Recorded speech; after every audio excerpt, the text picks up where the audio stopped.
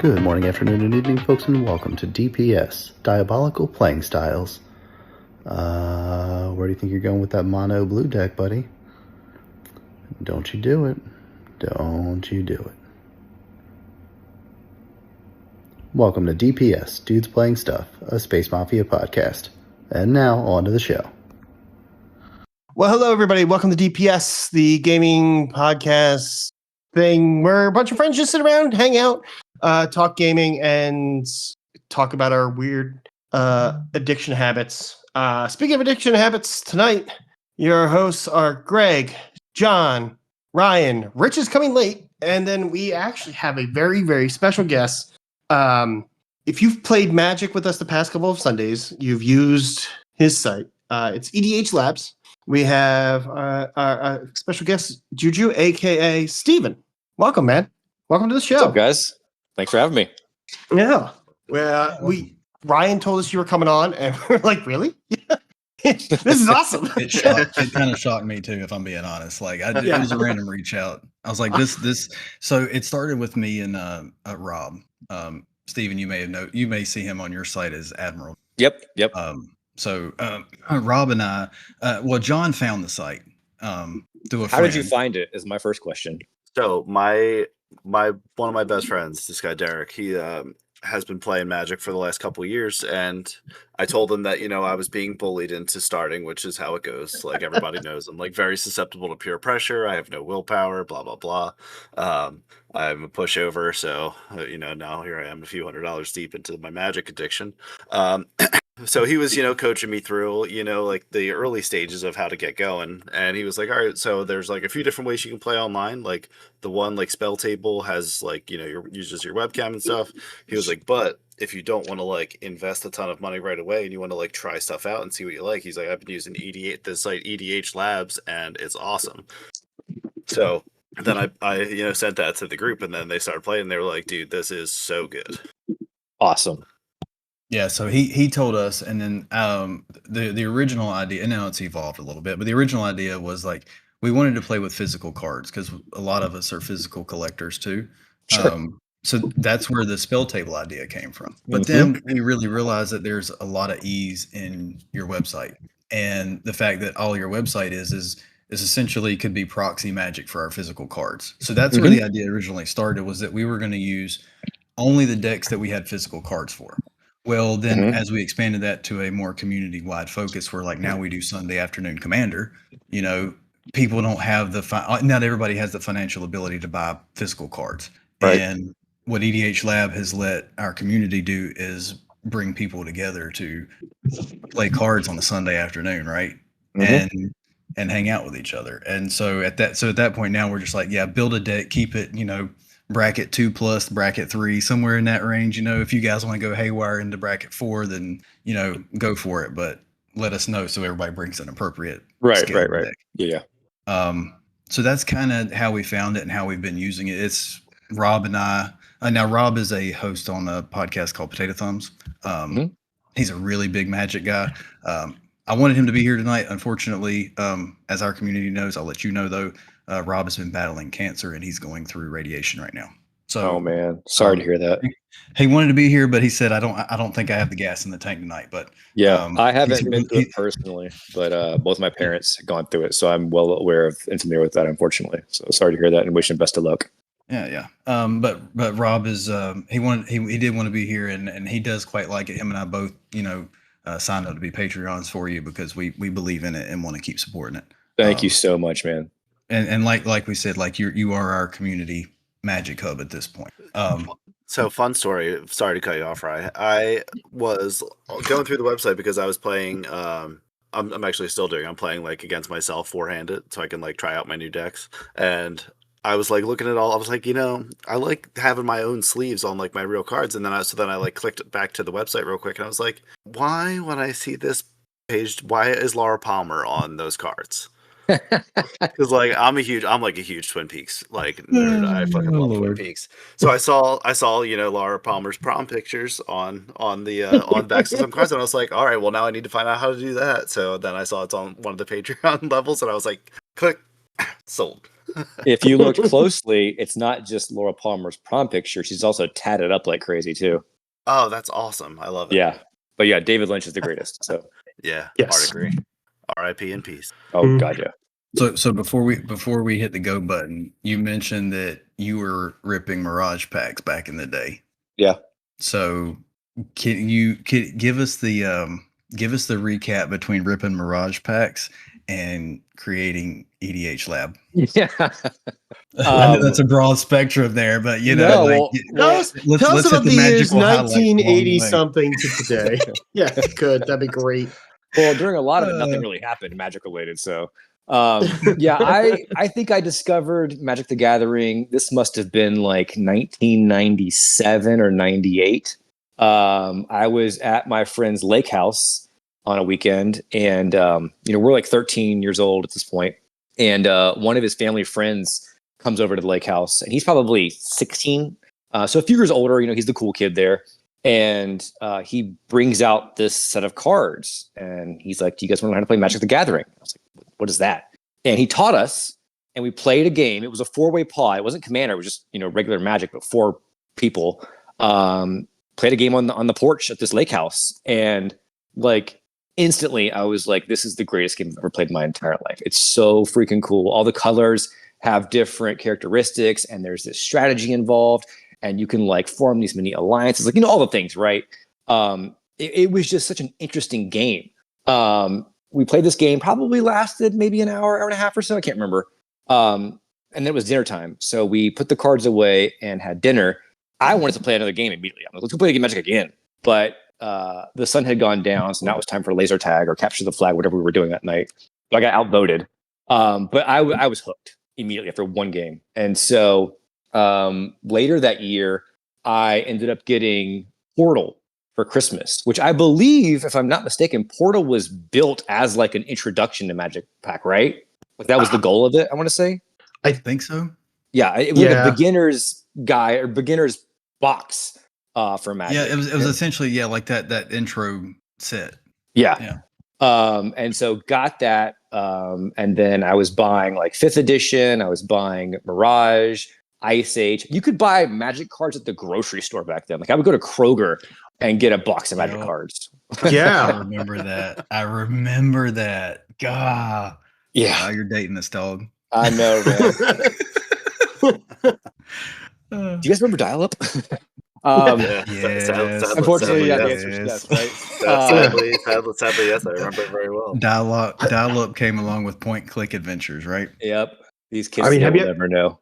Oh man, have you ever tried explaining dial-up to somebody before? It is. I mean, I feel like I had like a brain hemorrhage halfway through trying to explain and making the noise, because my one sister-in-law is she's 23.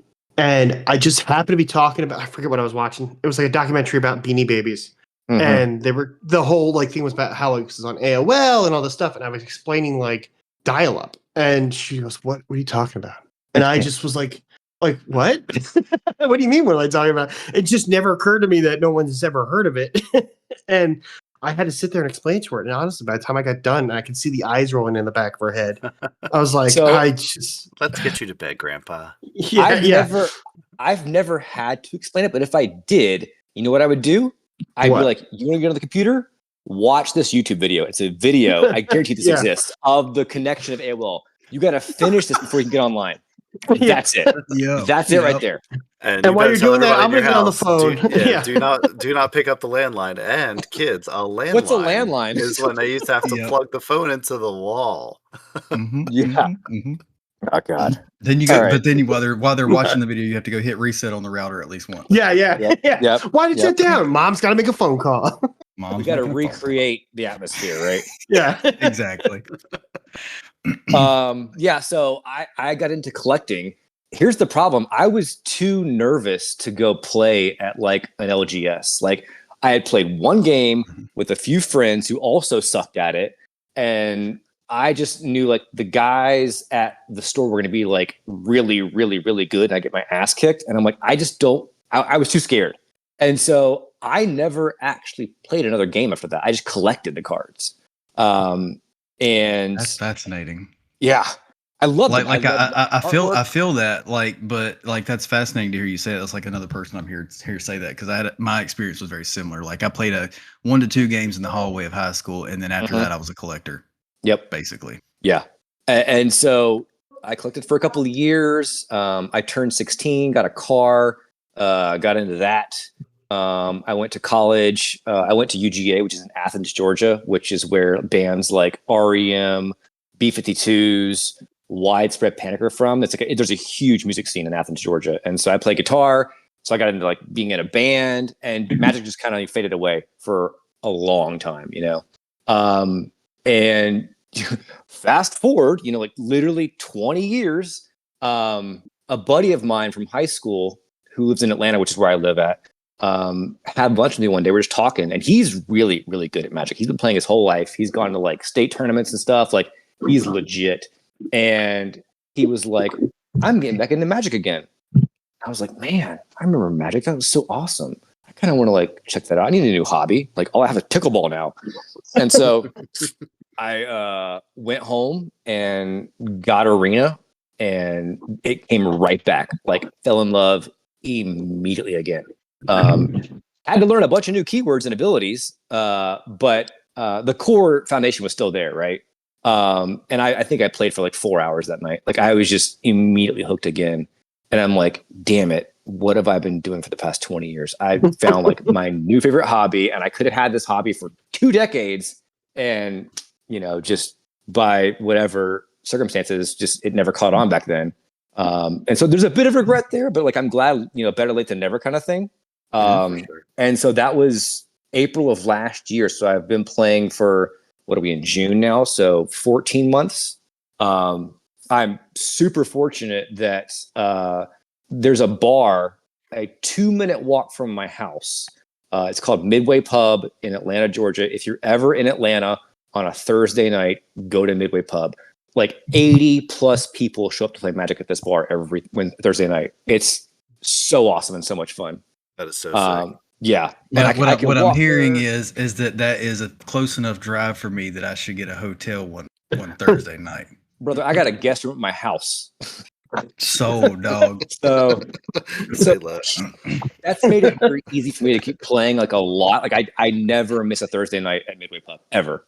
And so I've gotten a lot of reps in really quickly, right? We have a really awesome LGS called Dice City, which is also like across the street from that bar. So I am so spoiled in terms of availability. I was about to say, are you just like in the Mecca? Is that I what's am happening? apparently, man. It's yeah.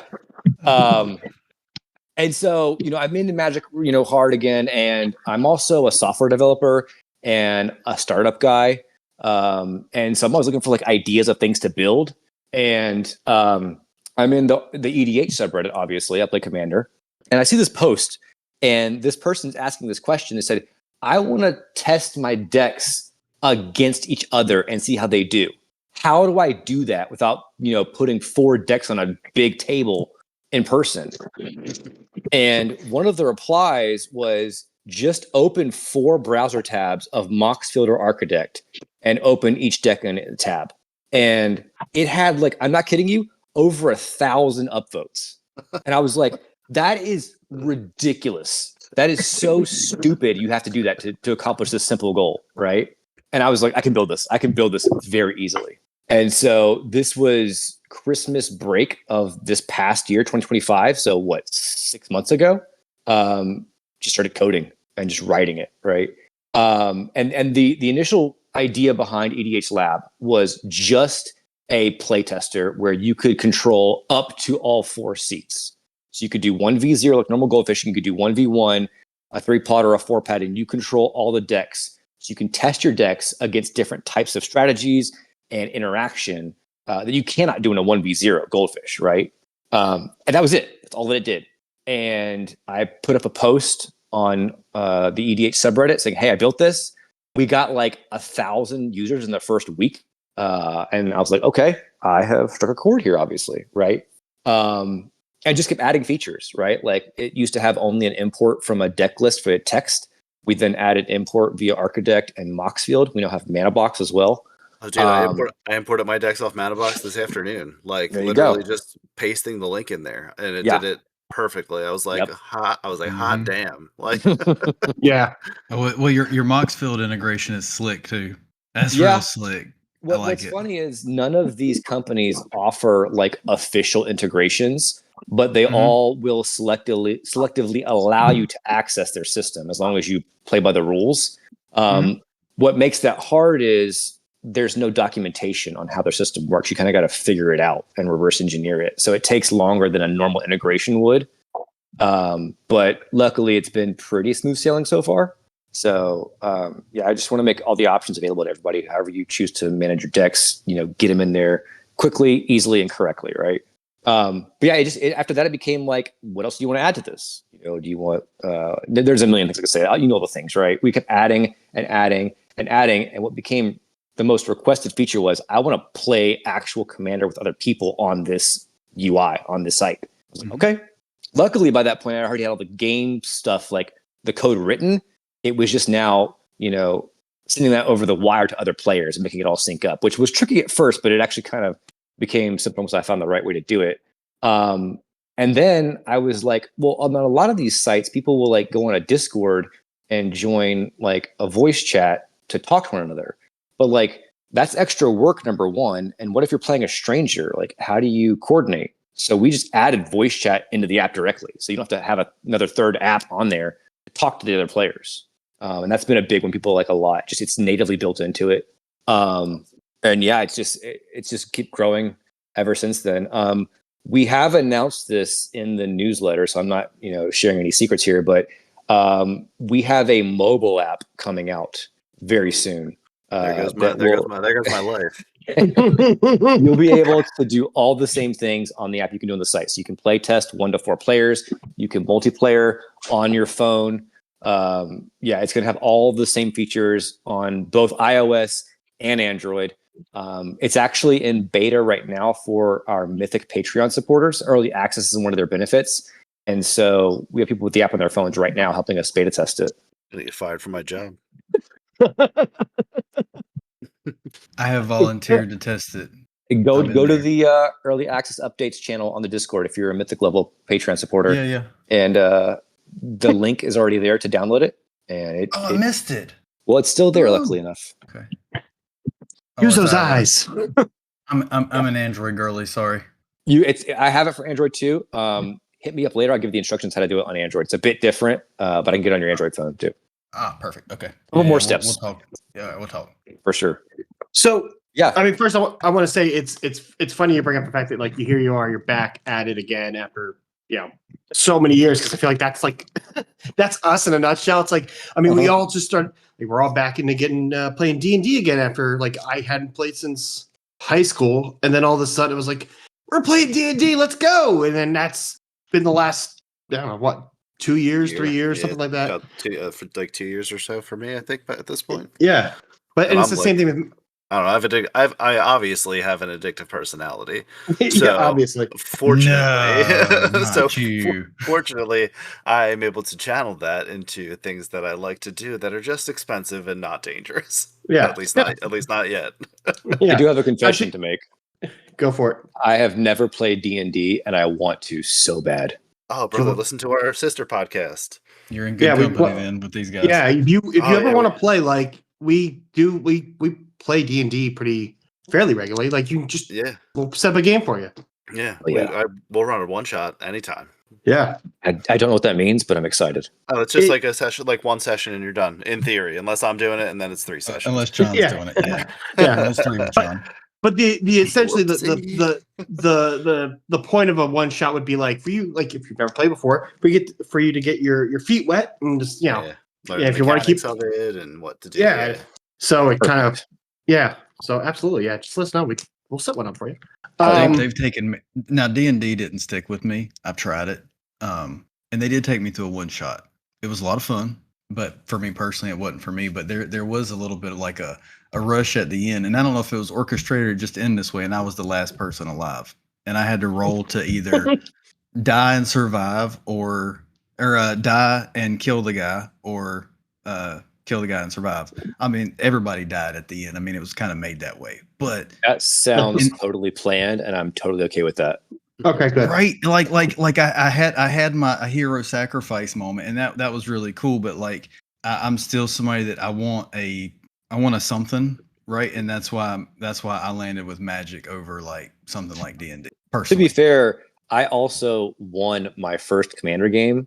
I'm pretty sure they just let me win, but I got the bug. So like, mission accomplished. Yeah, that kind of it does help. That's how I felt the first time I beat Rob Nips. I'm pretty sure he probably let me win. But at the same time, he's told me before, he's like, oh no, I made a mistake like 4 turns ago and it's cost me this entire game. I'm like, well, you're way smarter than I am, dude. So, but I appreciate the dub. Dude, the first time I played at an actual table with Derek and a couple other guys, we were, I was playing my Bumbleflower deck in the second game we played. And I ended up winning that one because, Miss Bumbleflower's fucking juggernaut. But they, I was like, yeah, like you guys totally like just let me win. They were like, actually, Jeff just like kept forgetting that he had to save mana to attack you, and he didn't, and then he couldn't stop you, and then he couldn't stop us, and it just ended up, it all spiraled, and then you won. I want to make a proxy of Bumbleflower, and it's Frank from Donnie Darko. Oh, that'd be fun. Why are you wearing that stupid? Oh my god! Please do. I'm a sucker for like custom. Can you just put that in there as the permanent one and just don't tell anybody? Like do a permanent swap for just her. Yeah, I have a Wednesday Addams proxy for Tessa Karlov. I have a John Goblikon for Krenko. I have a Katana from Mortal Kombat as Yuriko. Like I just love like that kind of like blending of cultures into custom proxies. Yeah. Man, I got a Yuriko deck. That'd be amazing. I think that's why God damn it. I think that's why I don't mind some of the Universes Beyond stuff, right? Like they do fun things with it, like the Great Henge becoming the Banyan Tree, right? That's the first one that comes to mind. I mean, technically it's an official card, but it's still a proxy of the original card, right? So like I'm with you. I can dig it whenever they start mixing things up like that. I don't like Bagel and Schmear though. That's a terrible card. What's Bagel and Schmear? It's like a artifact from Spider-Man. It's literally a picture of a bagel with cream cheese on it, and they think you like a food token or something. It's just like seriously. That's lazy. Okay, I'm gonna put. Okay, I'll drop it in there. Let me see. So, well, what I was gonna. So you have code like coding. I mean, do you do coding in your normal life? Is that part of your job? You just or is this something you just do for fun? So it's funny. I taught myself how to code when I was 14. Since you guys mentioned AOL, I was on AOL in the 90s. Do you remember like the things called progs you could have? Yeah. Yeah. I taught myself. So for the kids out there who don't know what we're talking about, it's like imagine like a Discord bot, but instead of like a bot being in the channel, every single person in the channel has their own bot, and their bot talks through them, and it's complete chaos. That's what AOL was in progs. And I taught myself how to code writing those progs. I actually got in trouble at one point with the law. At some point, it became kind of hip in that community to hang out on conference calls, like over voice. And so other people would steal credit card numbers and buy them. And I was like, I'm not doing that. Like I'm 14, but I'm smart enough to know that like credit card fraud is a serious freaking deal. So I'm not going to do that. So what I did was I built an app that would use the modem, and it would call the conference 800 number and then crack the PIN numbers to the conference call lines and then save them. And so I would just I called it Crackerjack because it would crack the code and then jack the conference. That's incredible. And so we were stealing conference calls that companies had paid for. I got a phone call from AT&T one day that was like, "You've committed $10,000 worth of fraud. Please stop." I got grounded for like a month, obviously. But yeah, I taught myself how to code. Seems fair. Seems fair trade. Yeah. It's reasonable. It's been a bad PR look for them that a 14-year-old hacked their system and then they prosecuted him, right? Like not good press. Yeah, exactly. But I learned how to code at 14. Again, like I went to college and was into music, so I kind of lost that hobby as well. Ended up going into sales. Actually, let me back up real quick. Athens being a big music city, UGA has a music business program certificate you can get as like a certificate from the college. And I got a certificate and actually got a job as a tour manager in the music industry. Do you guys know who MC Chris is? Yes, I do. Sure do. I was MC Chris's tour manager on Warped Tour one year. Oh my in God. 2008. That's incredible. Yeah. Hated it. Hated that job. Not like nothing to do with him, but like just like sleeping in a tour bus fucking sucks. Yeah, it's not great. It's like being in a coffin that just moves all night long. The AC was broken. It's in the middle of summer. The Warped Tour like goes like 7 days in a row, no breaks. It's just like it is a grind. And the worst part was like, you know, I told you guys I play guitar. I had been in bands. I wanted to be a guitar player. Like that's what I really wanted to do. And the thought was like, if I can't make it as that, I'll at least be in the business. But what I didn't realize was I'm in the back of the venue selling T-shirts every night, watching someone else live up my dream on stage, right? And so it was just like torture. So Steve, I gotta be honest, man. The more you're talking, are we the same person? Like, it's driving me nuts. All carbon copies of each other. Oh my God! So weird. So I gonna date myself here. I'm talking like 2004. I went to Belmont University in Nashville for music business. I only lasted a year. Fucking worst. I mean, I play guitar. I was I'm in bands growing up and playing whatnot, and like I remember going like my freshman year, and it was intro to music business or something like that. And it was maybe day 2, and my professor was like, "I want you to look to your left. I want you to look to your right. Only one of you will actually have a job when you get out of here." And he goes, and I'll be honest with you, out of the entire class of like 30, maybe 4 of you will actually have a job. And I was just like, I've made a terrible mistake. I'm wasting a lot of money. I need to get out of here. Yep. It's like, oh my God, like this is existential dread. And I mean, I went to go to school for something else, but like, yeah, that was like my dream, man. Like getting to like record producing and all that stuff. And then just finding out like instantly, like, no, this is a terrible idea. Yeah. And it just, whew, I'm glad I tried it. Like, I'm glad I know. I don't have to wonder. But like, yeah, I did that for a summer and was like, fuck this. It seems like when it comes to like the music stuff, it's interesting you say that, Greg and Steven. Like my daughter was going to school for music. She was going to Liberty University I don't know what specific she was going into. All I know is that after a year, she's like, studying music is making me hate music. Yep, that tracks.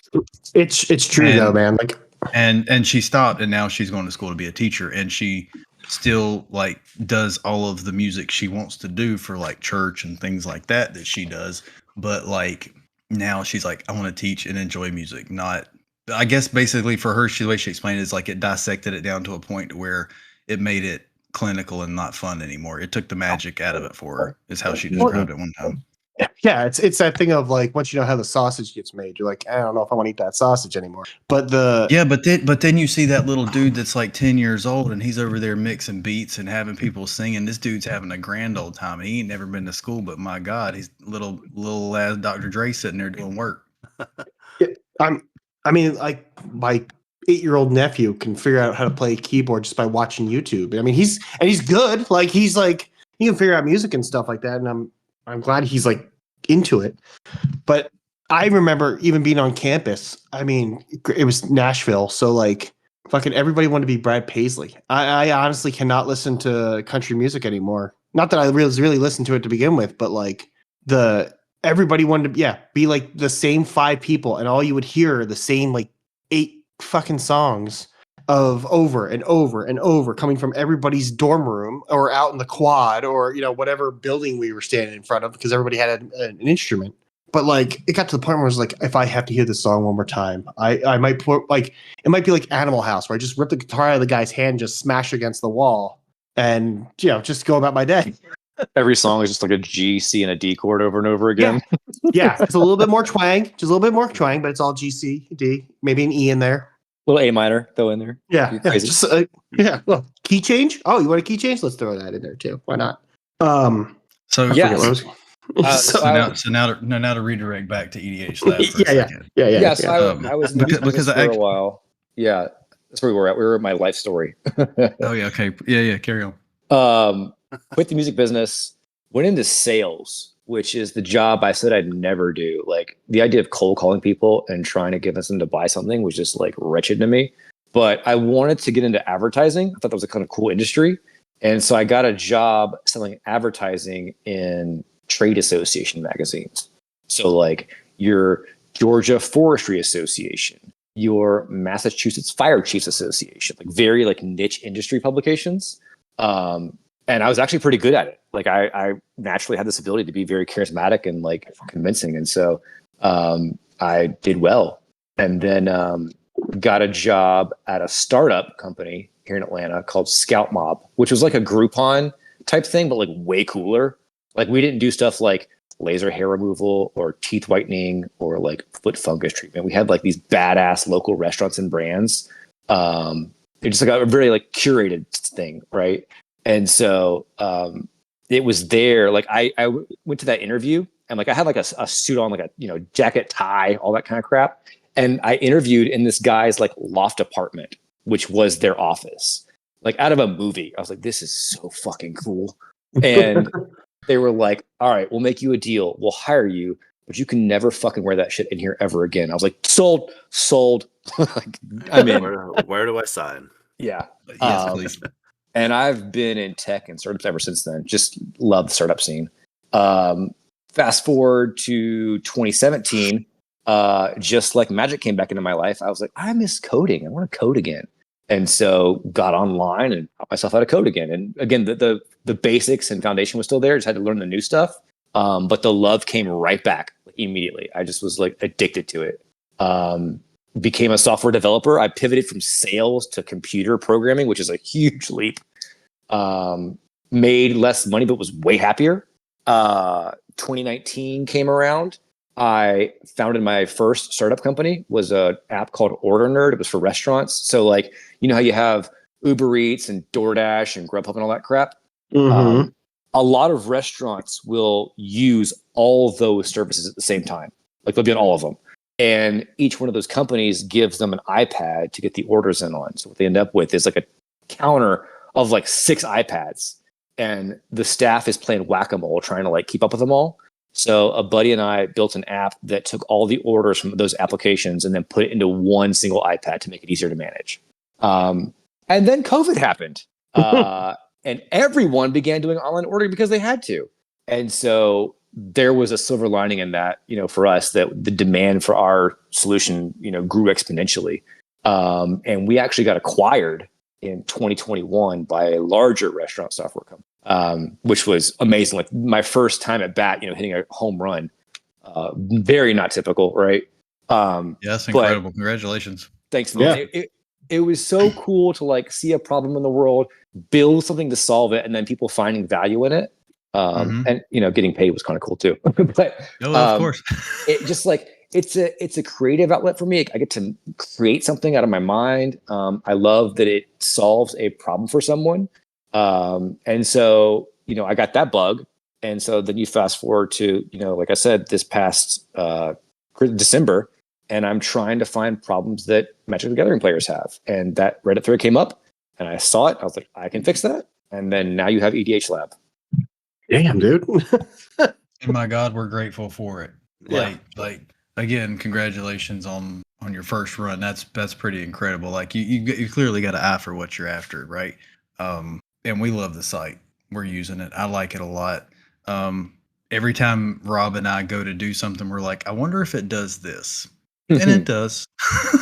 And I tell everybody this, and this is oddly for me one of my favorite features, just to let you know. You only show me the tokens that I need to see. Yeah.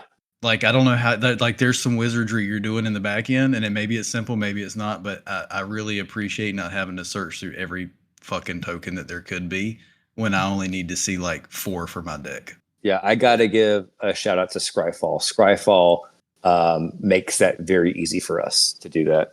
Okay. Well, so, it's a wonderful feature. on the shoulders of giants kind of thing, right? We rely on Scryfall as our source of truth for all the card data, and their API is amazing. They're a great team. They're super friendly to work with. They're very supportive. Like, all the awesome things that you see from the cards, that data comes from Scryfall. So shout out to those guys for sure. Oh, awesome. I did get a question while we were before you came on. We were, you might have saw us down there chit chatting. One of the guys likes werewolves, and he wanted to know about the day and night cycle within EDHLAB. Yeah, there's a lot of these like little one-off mechanics in the game we just have not added yet. I have to add attractions. I have to add day and night. They're all on a list, I promise you. Like I've got a backlog a mile long. I figured it was, but he asked me like 45 minutes ago, so I was like, let me make sure I at least get this one in for him. Tell you what I'm going to do since it was brought up on this podcast. I've got to fly to Orlando tomorrow. I will look into how hard it is to add that to the app, and if it's a simple one, I'll do it. I'll put it top of the list. Let's go. So out of curiosity, I mean, are you doing all the coding yourself? I mean, do you have a team? Like, how long does this process take for you? Just me right now. Okay. It has gotten a lot faster with AI. I'll give you my philosophy on using AI to code specifically. I do not let the AI model make decisions. I make the decisions and the judgments on how things should be done. And I will give it very specific instructions of you're going to build this feature. It's going to work this way. Utilize this pattern in the code, et cetera, et cetera. I'm basically giving it like the exact recipe of what to do. And then it types it for me, if that makes sense.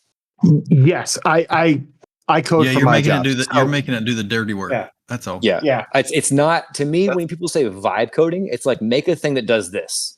That's not what I do. I give it very technical instructions of how to do the thing. And then it just does the typing for me, basically. Okay. Yeah. It's something similar. Like I don't let AI work on any code that I'm doing. Like the only thing it does for me is I'll use it to clean up because I'm usually writing big code for hospital files, doctor's checklists and stuff like whatever that it may be that day. But I'm afraid of AI actually doing anything. So it's usually like I'll write the code and then I'll put it in there and be like, is there any joins that are a problem right now? Do I have missed a typo anywhere? Just look for that. Yep. And that's it. Like I don't. It still weirds me out like that when it's like, here, type up this whole thing using these tables, and I need to have this and do the calculation and put all this together because I know somewhere down the line that's gonna like come back to bite us in the ass one day. Of my AI became self-aware and it's doing my job for me, and now it's gonna take my job. Have you tried using skills? Skills? Skills. No. Claude has this concept of skills. You can like define a specific process of how to like go about building things. And so I use one called Grill Me, where the model and I have an interview back and forth for like half an hour going through every single decision about how it's going to be built. And I have to buy into it before it does it. That way I know all the details. And that reduces those opportunities for mistakes drastically. I'll have to look into that. Yeah. So are you you build it as EDHLAB? Are you intending to stay strictly in the Commander format, I guess is the best way to word that? I don't really have like a solid plan or decision as far as that goes.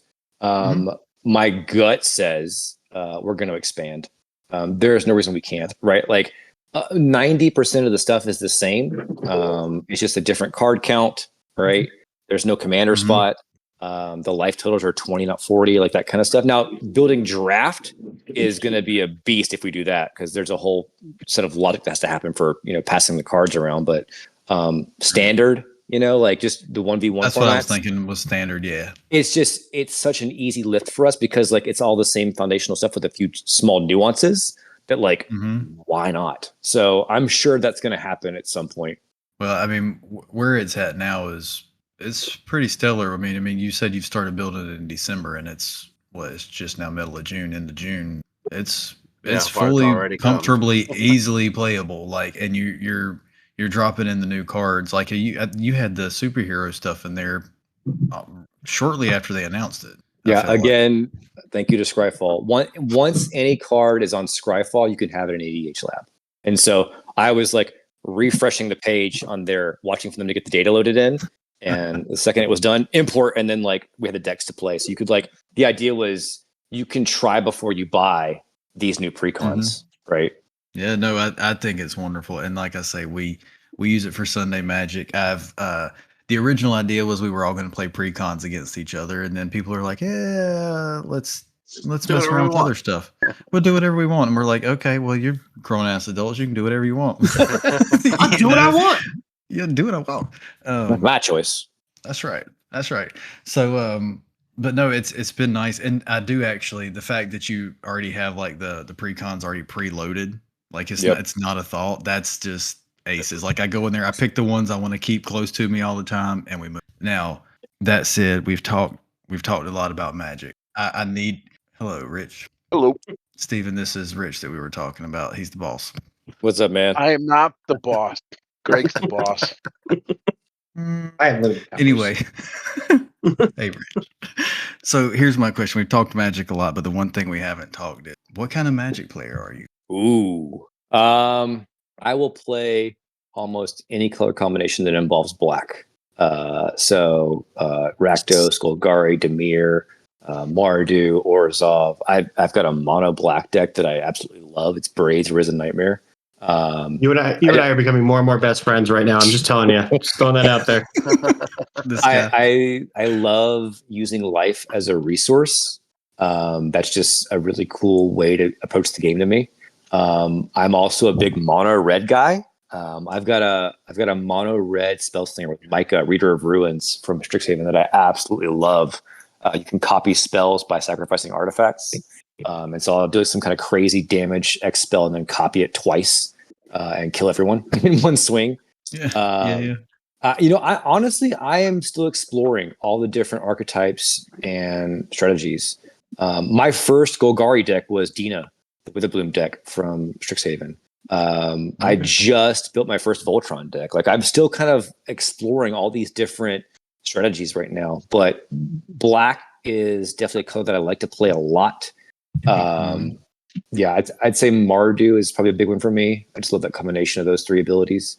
I'm still exploring is the honest truth. Okay. I mean, that's a fair answer. I think we all are anyway. You know, it's just one of those things where like, and I'm gonna go back to Don and pick on Don again. So the first time we had it, so the first time we played on EDHLAB, it was just me and Rob, right? We gave it a test drive. We were like, before we take this at large, let's go take it for a spin. And we did, and it was great. Second time we played, Don was there. And the first card he played was an island. Now I have trust issues with blue players, and I think we all understand why. As you should.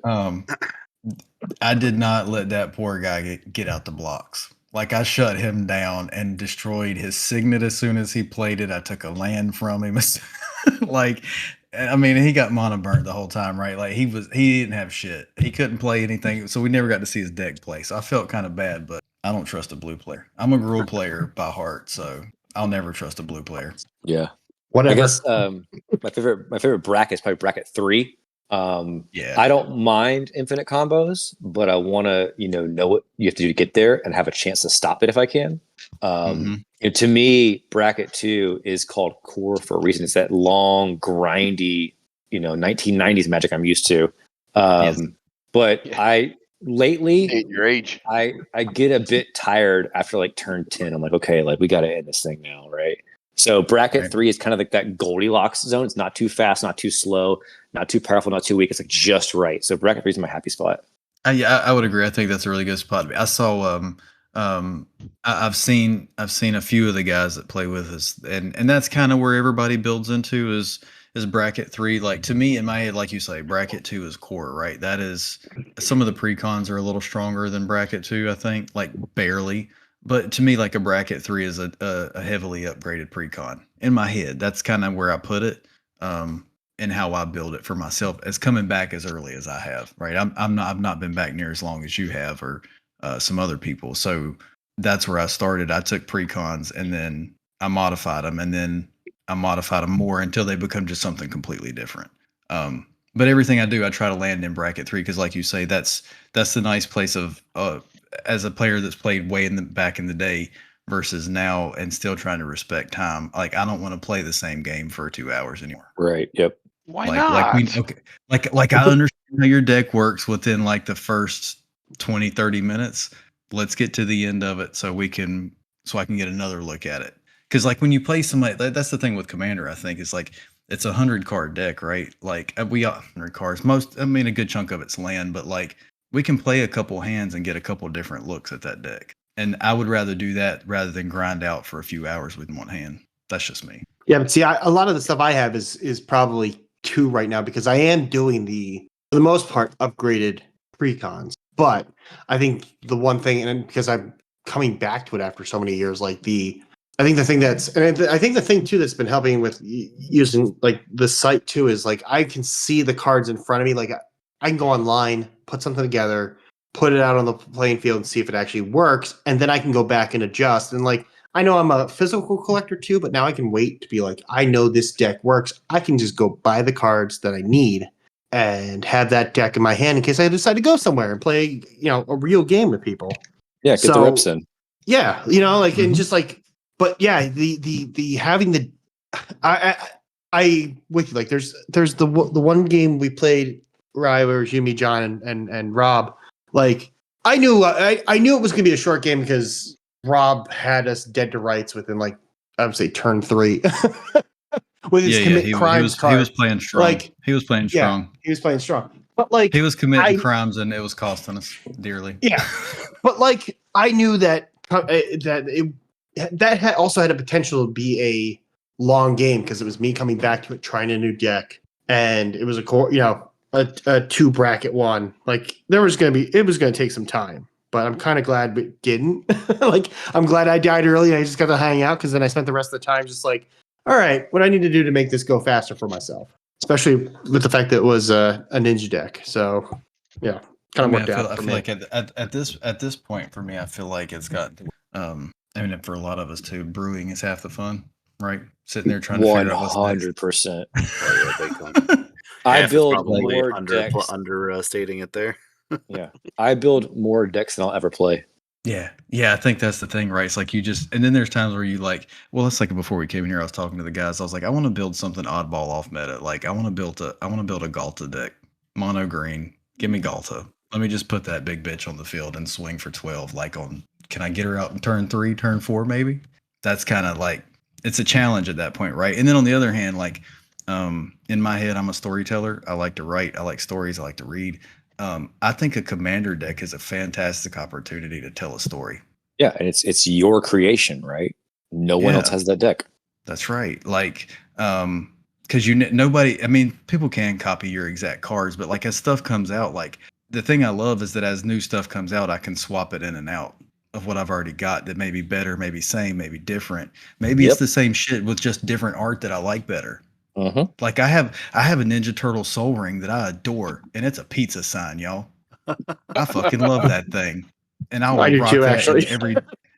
rock that in every deck that I have a Soul Ring because I want that pizza sign up there. It's in my ninja deck. It's there because I was like, hell yeah, it's ninjas, it's pizza. I'm gonna do it. Why not? Ninjas have to have pizza. This is important. We all know this. Why the fuck would I give them a regular ass silver ring? They get a pizza ring, I will tell you this. This is, I guess, a fair related thing. We have not announced this yet, so this is an exclusive. Let's go. We are having an artist right now craft up some physical, custom EDHLAB themed tokens. Our logo is a goblin. His name is Eddie, EDHIE. All of the tokens. We're gonna have 5 basic lands, all 5 colors. And then 5 tokens. All cards will feature Eddie in some kind of comical situation. The art is being drawn up right now. Oh my God! Please sign me up. Yeah, should have those out hopefully by the end of July is the target date.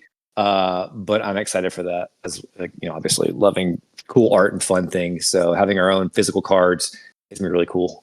And do you have people that kind of come to you with that type of thing? Like, hey, listen, I'm an artist. I can do this cool thing for you, or is it are you still in the process of just like reaching out to people like, hey, I have this idea? We hired a Ukrainian artist. Her name's Anastasia. She does a lot of cartoon illustrative style stuff, and I just loved her style. And I knew I wanted a goblin for the logo, and so what I had in my head matched her style, and I love how she drew Eddie. It's awesome. And so it was a no-brainer to go back to her for that artwork, obviously. Okay, so I have 2 questions about that. Have you put a price tag on it yet? So this gets tricky. You can't really sell proxies like technically by Wizards of the Coast's, policies. Artwork though. You Yeah, can sell artwork. I'm buying artwork, dog. we're thinking of a couple ways of doing it where like it's a free benefit for Patreon members. Like you sign up for Patreon, we'll mail you a pack of the tokens for free, like just as a thank you. Like I'm not trying to make money off of these. It's a fun thing to do. It's a way to advertise our stuff in person to people, right? So like if we cover cost, I'm totally fine with that. So that's probably gonna because I want to get at least a set or 2 to like for us to give away. Yeah. Oh, done 100%. Like, yeah, we're gonna do giveaways. Probably a Patreon perk, like for Patreon, we'll mail you a pack of the tokens and lands. That's I just want them out in the world, honestly. Yeah. We're here for it. Like we want to give some away. So whatever we need to do, we can talk after. Yeah, we're trying to get a booth at MagicCon Atlanta. And if we do, I'm trying to find a way to like donate to us and you get a free pack of tokens, like it's not an actual transaction kind of thing. We'll see how that goes. Yeah. But yeah, well, if y'all do end up there, let me know because if you guys are going to be there, then I would definitely make my way over there because it's not that bad of a drive for me to get to Atlanta. I live in Atlanta, so I'm going to be there regardless, but hopefully there as a vendor, right? That's the dream. Yeah, that'd be awesome. Rich, you survived your day? If that's what you want to call it. I've been up since 3:30 this morning, buddy. Jesus, man. Dude, this the rare day where you beat me.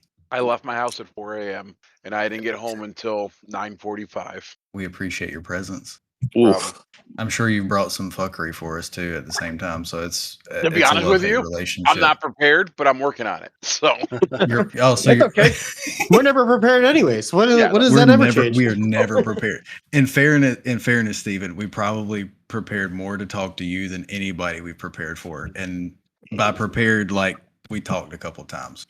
Yeah, that's about it. Just to give you a rough idea how my day went, I had a toasted bagel, cream cheese, and a Diet Coke for breakfast. For lunch, I had a banana walnut muffin and a Mountain Dew. That's the only thing I've ate and drink all day today. Yeah, but lunch sounds fucking awesome, bro. But I'm starving. My frozen pizza's in the oven. Yes. Well, life is about to get real good. I've already chugged the Gatorade. I am on my 22-ounce Yeti water bottle. That's almost gone. Like it was a day from hell today. That's all I'm gonna say. You went hard today, bro. Take you a gummy while you're at it. Relax. No, not while I'm podcasting. we need him functional. Because my ass will be snoring in like 20 minutes. Oh yeah. I know I missed most of it, but I'm gonna say thank you for coming on the show. Before I might still pass out. Just for a warning. That's okay. We've been talking. You can. But I know you guys talking Magic. My experience with Magic, I played when I was a teenager. I'm shooting myself in the foot because I started back at Unlimited, sold all my cards in my 20s. I stopped playing around Ice Age. So that's my extent of Magic. And these guys have kind of triggered me to possibly try it out again. Yeah, I don't think I'll buy physical cards, but I'll play it with your program. Yeah. Thanks, man. I'll support people. It's all part of the plan to get Rich to do things that he used to do again. That's my mission in life these days. That's the dream. And to get me to do things that I never did. Well, and John, that shit just happens, bro. You require zero effort. If I'm being honest. Can we just skip the part where you act like you're not going to do it, and then we'll just start. We'll just start instead. And we did, and you're having a great time. So you're having a great time. I'm literally playing. I'm playing Magic against myself right now. I'm having a great time. Listen, you're having a much better time than when I convinced you to buy the last Call of Duty game. Do you remember that? I played like 2 years ago. Yeah, you played it. No, you played it one time. No, I bought the deluxe edition. I played then the you campaign. Bought the deluxe edition. I played the campaign. Ryan, all I will tell you is I have the date in my phone. You hit your landmark for your podcasting in a row. You need to play that ridiculous fucking game. So, Steven, if you haven't been keeping up with a few things, Rich and I even spent money on that game for you. So you fuck me. I'm coming down. Yes, I will come down there and I will There's literally love beat the and shit out of friendship. you. And it keep me warm and fuzzy right now. The price was I too love you. good. I bought everything to update myself, but I still haven't played it. But You know, buddy, I appreciate you. So, Only for you.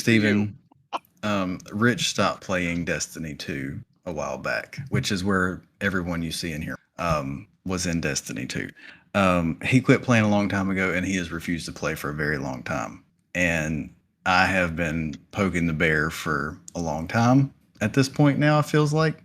And so we came up with a bet where I have to podcast a certain number of times. I have to make him some beef jerky, and then he'll raid with me, and then uninstall the game and never play it again. that is But It's a win-win-win-win-win for everybody. it's a win all the way around because like he's making me suffer, so he's gonna suffer too. Mhm. It's fine. Yeah, but can you actually suffer with beef jerky? Yeah. You can't.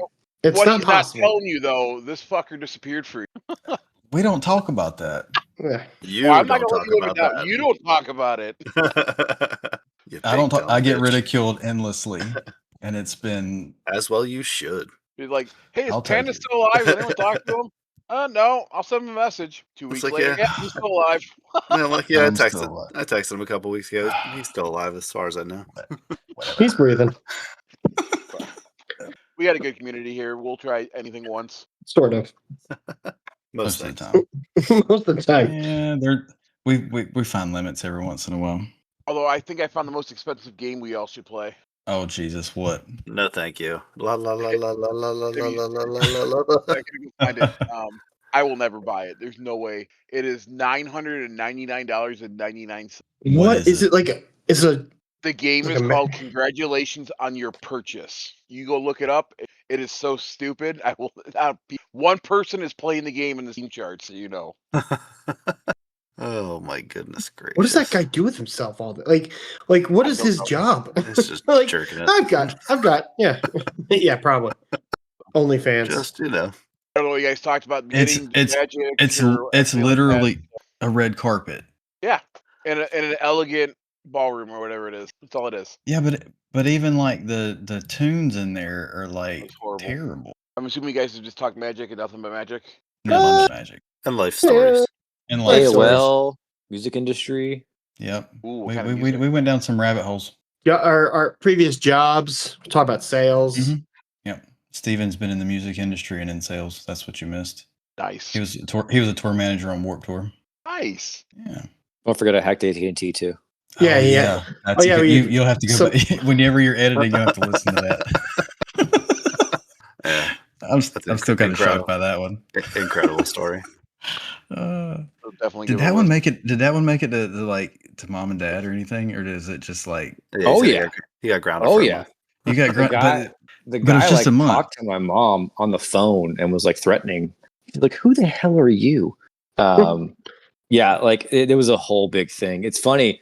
Like I got in trouble for it, obviously, because you have to discipline your kid or whatever. But like, you fast forward, 10 years later, I'm graduating college, and my dad was a programmer when he was younger, and I'm like, remember the time when I hacked the phone conference stuff and like I got in trouble? He's like, yeah.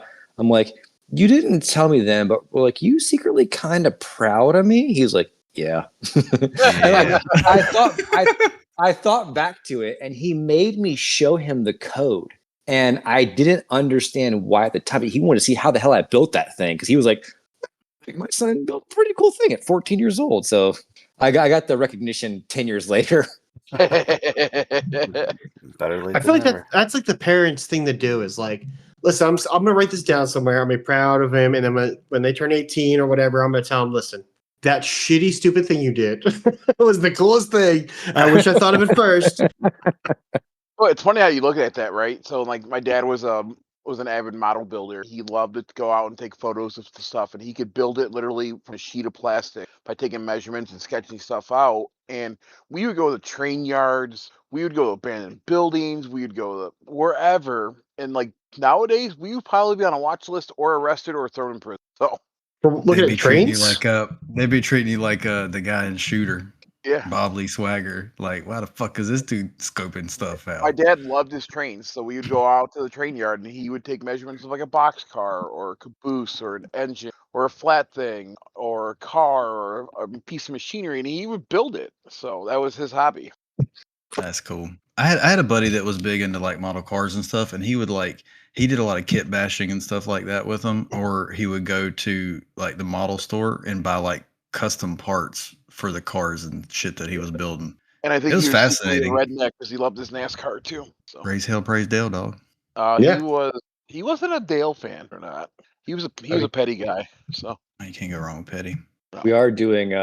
We're coming up with a design for our first T-shirt, and one of Okay. my ideas is to basically parody like a NASCAR shirt, because NASCAR is 6 letters, EDHLAB is 6 letters. We can totally Photoshop that logo in there, super easy. Sure can. You know, put Eddie in a driver costume in a car and like just collage it up on, like that's one of my ideas for a T-shirt. Oh, and you could like, and it'd fit into the Aether Drift theme too. There's a bunch of things. Yeah, I got a bunch of ideas. Yeah. Nice. You could do it. You could do a T-shirt for every set, basically, if you wanted to. Once I have the money for that. Yeah, that's right. We do have hats right now. We don't have them for sale, but there's like I think 6 in existence. It's like a hunting camo, and then in a metal, like a heavy metal band font in lime green says EDHLAB on the front. So that's kind of like where my head's at. I may or may not be a hat. I'm a hat guy, so we'll have to keep talking. Yeah, I'm gonna do a John's big guy, but we do our stuff through Threadless. So I may have to talk to you guys about it because I think we use custom ink, and hats are expensive. Oh my god, they're so expensive. John would know more than most because he's the one that does all that. So Yeah, we'll link up. We'll talk about it. Yeah, for sure. I like the idea of Sidebar, I did download the beta for the mobile app. Oh, yeah. don't pressure John into It's buying easy. the game. No, he's easy. He's easy. yeah. Is it even pressure? Is it? Yeah. Is it even pressure anymore? Yeah, to be doesn't- honest, you've taken some of the fun out of it. No, Good. not really. Good. No. Oh, Good. Hang on. Good. Wait. Don't I say am like not that. having fun because I'm broke. I need to have a little bit of pushback, okay? Like, Hang on. some. No, wait. We're going about this all wrong because Wait, now there's no, somebody else in stop, the come room with back. us. Somebody else in the Okay. room with us who could also try to convince John to do something. It's very much possible. So just throwing that out there, Steven, if you want to try to convince John to, I don't know, you need him to buy something for you or like play a new game or now is your chance. Basically anything that I can be reasonably FOMO'd into. That's Like it. we're trying to get them to buy a PC is our next goal. Yeah. PC's Oh, the God. next goal. Yeah. I mean, you said you play pickleball. Like, this is your chance to convince him to play pickleball. Like, like there's so many things right now. The world is your oyster. Listen to all the haters out there. Pickleball is awesome, and if you disagree, fuck you. I've never played it, but it does look fun. But I'm a It's so fat much guy, fun. so- Isn't it? Is it okay? Correct me if I'm wrong. I love tennis. It's mini tennis, right? 100%. That's a great way to explain it. Okay. I'm in then. It's- I've never it's a played much it, but I more, love tennis. I'm in it. It's a much more social sport because like you do a lot of open play, which means like everyone shows up and plays, and you rotate in and out, and the games go pretty quickly. And so half the time you're playing, half the time you're kind of hanging out with people. And so like you meet people, and there's like after events and stuff. It's like very sociable. So it's my Is it the same hobby. score system? No, it's first 1 to 11 win by 2, and you beat Okay. 1 point at a time. Okay. I've Yeah, got I know nothing they've got against- there's a bar here. I forget what it's there's a bar that has it's a bar and grill and pickleball. Yeah. Like all in one thing. It, like you say, it's a big social thing. And they recently redid our local park here, which is like 10 minutes from my house, and not a single tennis court, but there's 8 fucking pickleball courts out there. Oh, Yep. every park near me now has like 3 pickleball courts around it.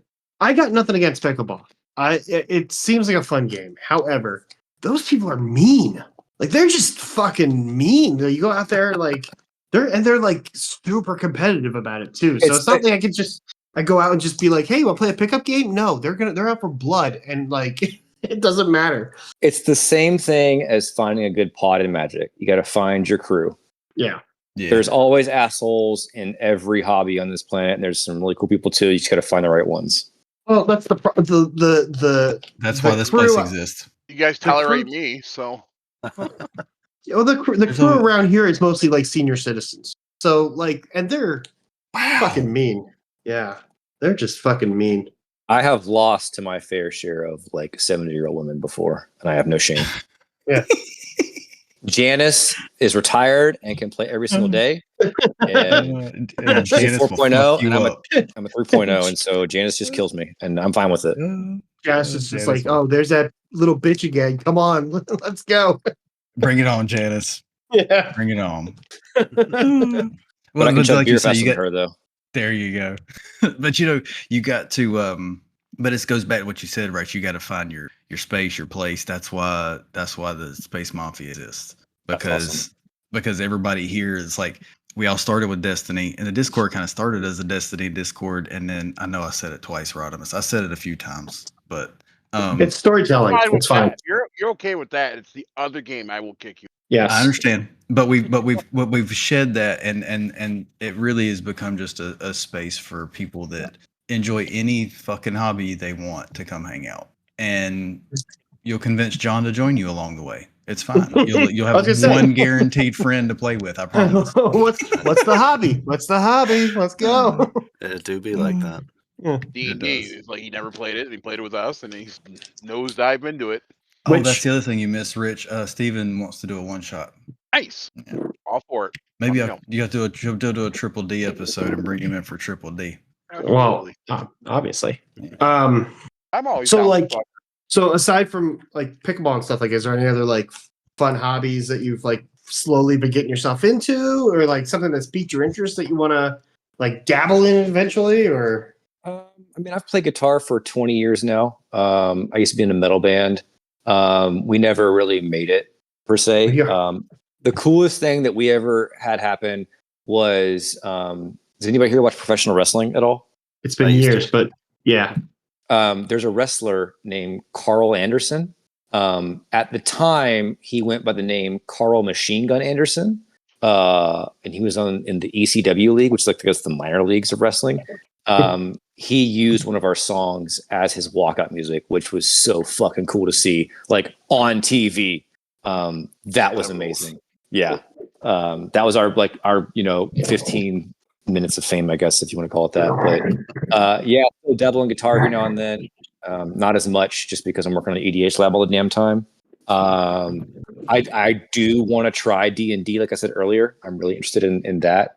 But I don't think I just don't have time, man. I got a full-time job. I'm working on EDHLAB. And then the few, free time that I have, it's either, pickleball twice a week, Magic twice a week, and then, yard work. I don't know.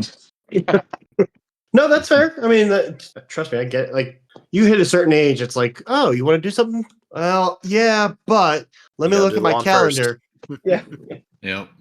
I am trying to hold myself accountable to watching like a new movie at least every 2 weeks.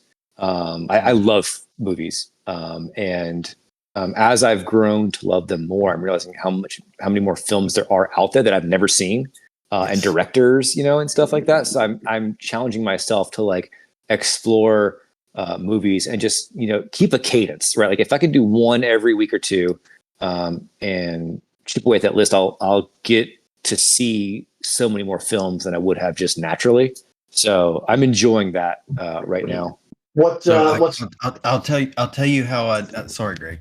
I'll tell you how. Okay, I've done something similar for the last 2 years. Okay, for me and my personality type, I have a tendency to rewatch way more than the average person does.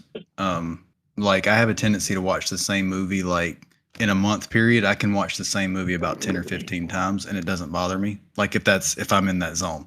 But 2 years ago, I made the decision that I was going to force myself to watch new cinema. And I actually started playing games. This is something fun you might want to try. That's why I bring it up.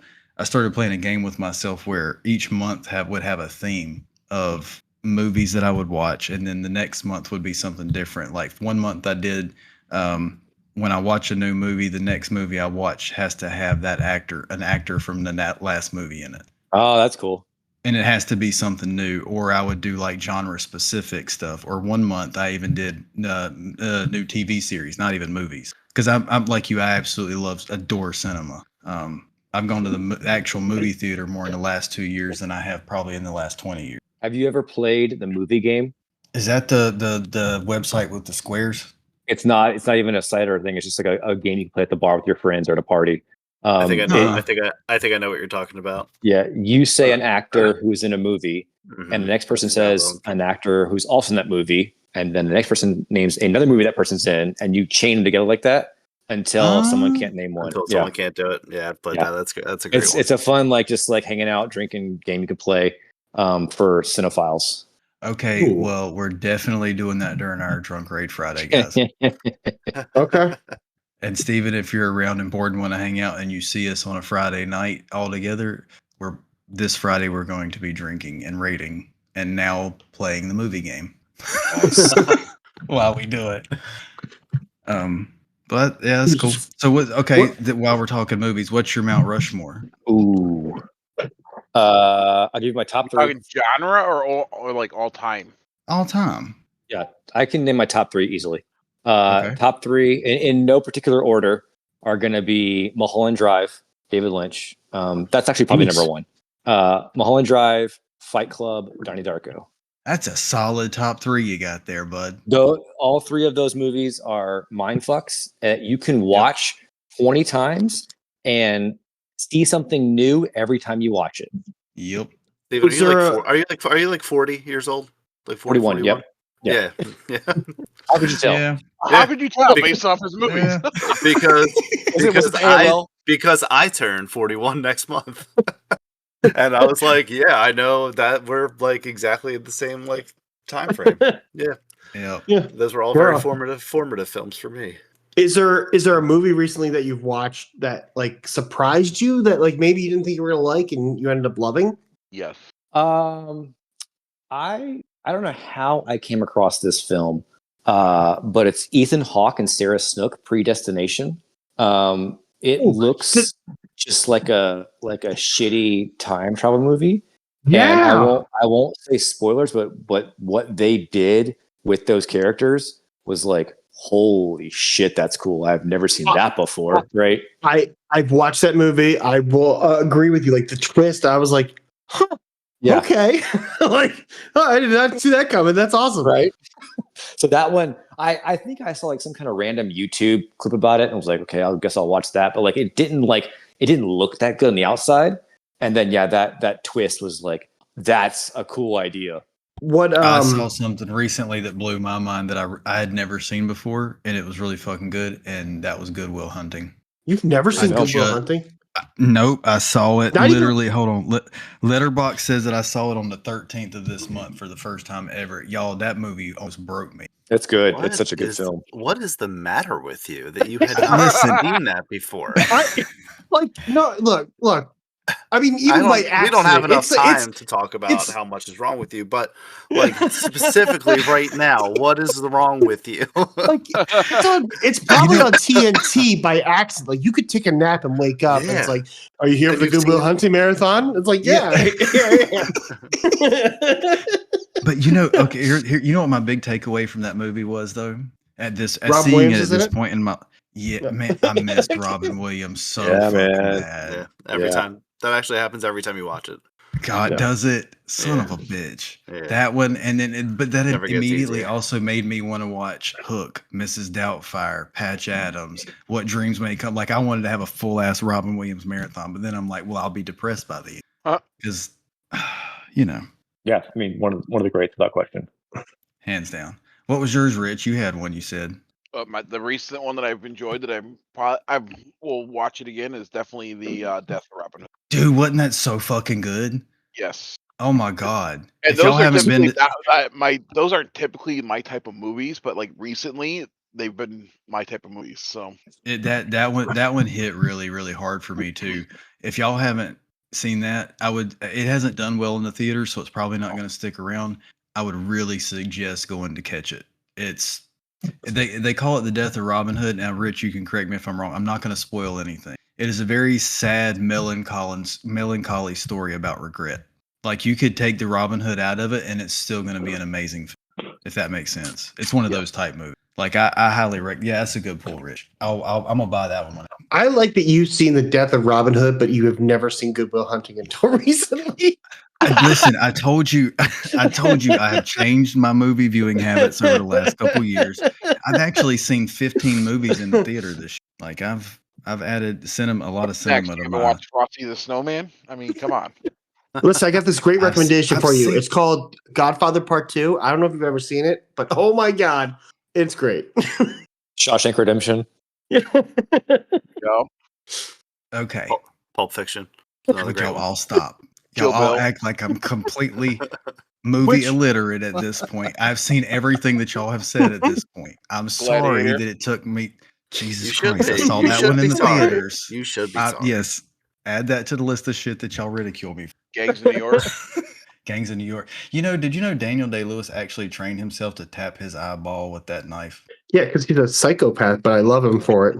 Yeah. I do. What an incredible movie that is. That movie's just Yeah. perfect. That's a perfect film. There's a I very agree. few of those out there. That's one of them. Yeah, I agree with that. Yeah. I mean, I've got movies that I watch pretty regularly. Like, I feel like there's at least. I mean, recently I went through all the James Bond movies again for the billionth time. But And which one's the best one? wait, best Bond? Yeah, Timothy Dalton. really. Really? Yeah. So here it is. Here's how I've been going through this, and it changes. It changes because I think Daniel Craig is great. I think the problem with most Bonds is that the movies get so lazy. I think it's like Sean Connery starts strong. I mean, we're talking, those first couple films, like all the way up, like all the way up to Thunderball. But then you've got like Diamonds Are Forever, Octopussy, You Only Live Twice. Like they just kind of like, I know he was trying to get out of being James Bond, and On Her Majesty's Secret Service is a great film, but you can tell like, and obviously like I've read like background on the film and stuff, but the director, the guy playing James Bond, George Lazenby, was an asshole the whole time throughout the movie and was messing with the director, and the director hated him. So it was like we're here, so let's just get it done and move on. But I think in terms of the tone of what James Bond's supposed to be and what the stories are supposed to do, I think even though it's only 2 movies, consistently, Timothy Dalton does a great job. He's serious, but also kind of like a little campy, but his stories, like he I mean, obviously like he does like the tricks, like he, takes an 18-wheeler and like balances it, because it's James Bond, like what else is going to happen? But like at no point does it feel like you're watching a cartoon like Roger Moore. Like Roger Moore, like there's some good Bond films, but like they're not, like I would say there are more bad ones than there are good ones for Roger Moore. And then with Pierce Brosnan, I love Goldeneye. It's my favorite. And Tomorrow Never Dies has grown on me over the years as I've watched it more and more. And probably because like as time's gone by, like honestly, like that's really hit close to home. Like not close to home, but like it's become more of a reality, like the plot of that movie. So I've been enjoying that one. But then you have like Die Another Day, which is insane. And then The World Is Not Enough, which is another one. It's like it's almost like they gave up. So yeah, right now it's Timothy Dalton with Daniel Craig. It's a tight race for my favorite Bond. Okay. Yeah. Sorry. That was a rant. No, listen, we need a good Bond rant every once in a while, bro. I'll say the best movie that I've seen in theaters this year, though, hands down, has been Project Hail Mary. Oh, dude. They knocked that shit out of the park. The book has a lot more science in it, and the book is absolutely incredible. I recommend anybody that likes to read Project Hail Mary. But enjoy the movie too, because it's. I don't think what else I've seen recently. I mean, I saw Toy Story 5. That was good. That was better than I thought it was going to be. They need to stop with those, though. I know, but they need to stop with those. They do. They do. Like, I get it. Like, it kind of gets a little bit. Like the new one is focusing more on, toys versus technology. Because obviously kids are growing up differently than we did. Which, I mean, I even now, like I have young nieces and nephews, and like when it comes to their birthday, it's like, oh, what do you want to get him? Like, in my mind, for like my nephews, it's like, oh, I'm gonna get him like an action figure, like Legos or Transformers or something. But yeah, like it's just wild. But hi John. Like it's so weird the fact that like now that we have to have a movie telling us that technology is ruining our social interactions for in kids. No, what makes you say that? I don't know. Although it has, like, I've been playing video games with my one nephew when I'm over their house. And it's been like a good bonding thing. Like he kicks my ass in Mario Kart and why can't I think of the name of the game right now? The fighting game. Smash Brothers. Smash Brothers. Oh, Nintendo. Yeah. I mean, he's still young. He's like 6. And like, Right. But it's a good bonding thing. Like me and him just hanging out and playing the games together. But yeah, like the movie itself is very much like there's at least 5 minutes of the movie where they're just every scene they cut to a kid, the kids are in the same room and they're just sitting on tablets the whole time. And I'm like, oh, yeah, I guess it is that bad. Talking about toys and interaction and stuff, I'm gonna do that slick thing and bring it back full circle. I have a question for you, Steven. You mentioned at the beginning when we started talking that when you first started playing cards, that there was nerves about going in and playing at your local shop. But you've now since mentioned as an adult, you've found a bar where you can go play regularly. How did you cross that barrier of being comfortable to go into that public space and play? I think probably just getting older. Like at 41, I just don't give a shit what people think anymore about a lot of stuff. Like apparently ankle socks aren't cool anymore. I don't give a shit. I'm still wearing them. I'm not pulling those things with my fucking knees. Like I just don't care. Right? Like I really don't. And so that's probably part of it. I already go to that bar to watch football games, so I know a lot of people there. There's some crossover there. Some of the same guys that play Magic watch football, and so there was that kind of leeway in there. Yeah, I don't know, man. Maybe it was just because I was able to play online and get more reps in and build the love of the game even more. That overcame it. I don't know the answer, honestly. Probably more that I just don't give a shit. Is the honest truth. Have you taught anybody? Oh, dude, I love it. Like first time players. Like, okay, cool. I'm gonna go super easy. I'm gonna lay off and just like let you do the thing and learn and explain. Like I love teaching people shit. And so I'll give you. This is a great example. I go play with some guys on Tuesday nights at a brewery. And a lot of them are newer players, so they're learning a lot of bracket 2 games. We're playing this game this is about a month ago, I guess, at this point. And I'm not trying to lose. I'm not going hard, but I'm trying to win. And this one guy who was playing, it was me and him were left in the game. And I'm like, I have lethal on you next turn if you don't kill me, just so you know. So like, do your best to kill me. And he gets me down to 1 life and he can't do any more. And I'm like, all right, man, like I warned you, I've got lethal. I had forgotten that he had an enchantment out that when you draw a card, it deals 1 damage to you. And I lost the game on my draw step. And he forgot too. And when we realized it, I think I caught the trigger. The look on his face, like not just winning, but like how it ended, like this surprise thing we had forgotten about all game. Not all game, but like forgotten about for that last turn cycle, right? Because like it didn't really matter at that point. He was like, that was so cool. Like, and just like he had his hero moment. Yeah, just the joy. Like, I would take that 10,000 times over having won that game, right? And so, like, I just love watching the joy that I also experienced my first time having that kind of thing happen, right? I like watching people have that same reaction to it and that spark that comes up. Like, that feeling is so good to me. Way better than winning a game, personally. So what about, like, how do you go about teaching people? Because I know, like, for me, like, that was a big fear coming back, because last time I played was Standard. I'd never played Commander before. So, like, me kind of learning on the fly, and granted, like, I have a great pod of, like, friends that are very calm and easy to like. They'll tell me, oh, by the way, you just fucked up. Like, hey, by the way, you might want to like take that turn back, like But like when you're teaching somebody, like if somebody approaches you like, hey, teach me, like, are you the type of person that like, would you rather play a full game? Do you break it down step by step? I mean, how do you feel like is the easiest for people to kind of get back into it? Are they like their blank slate?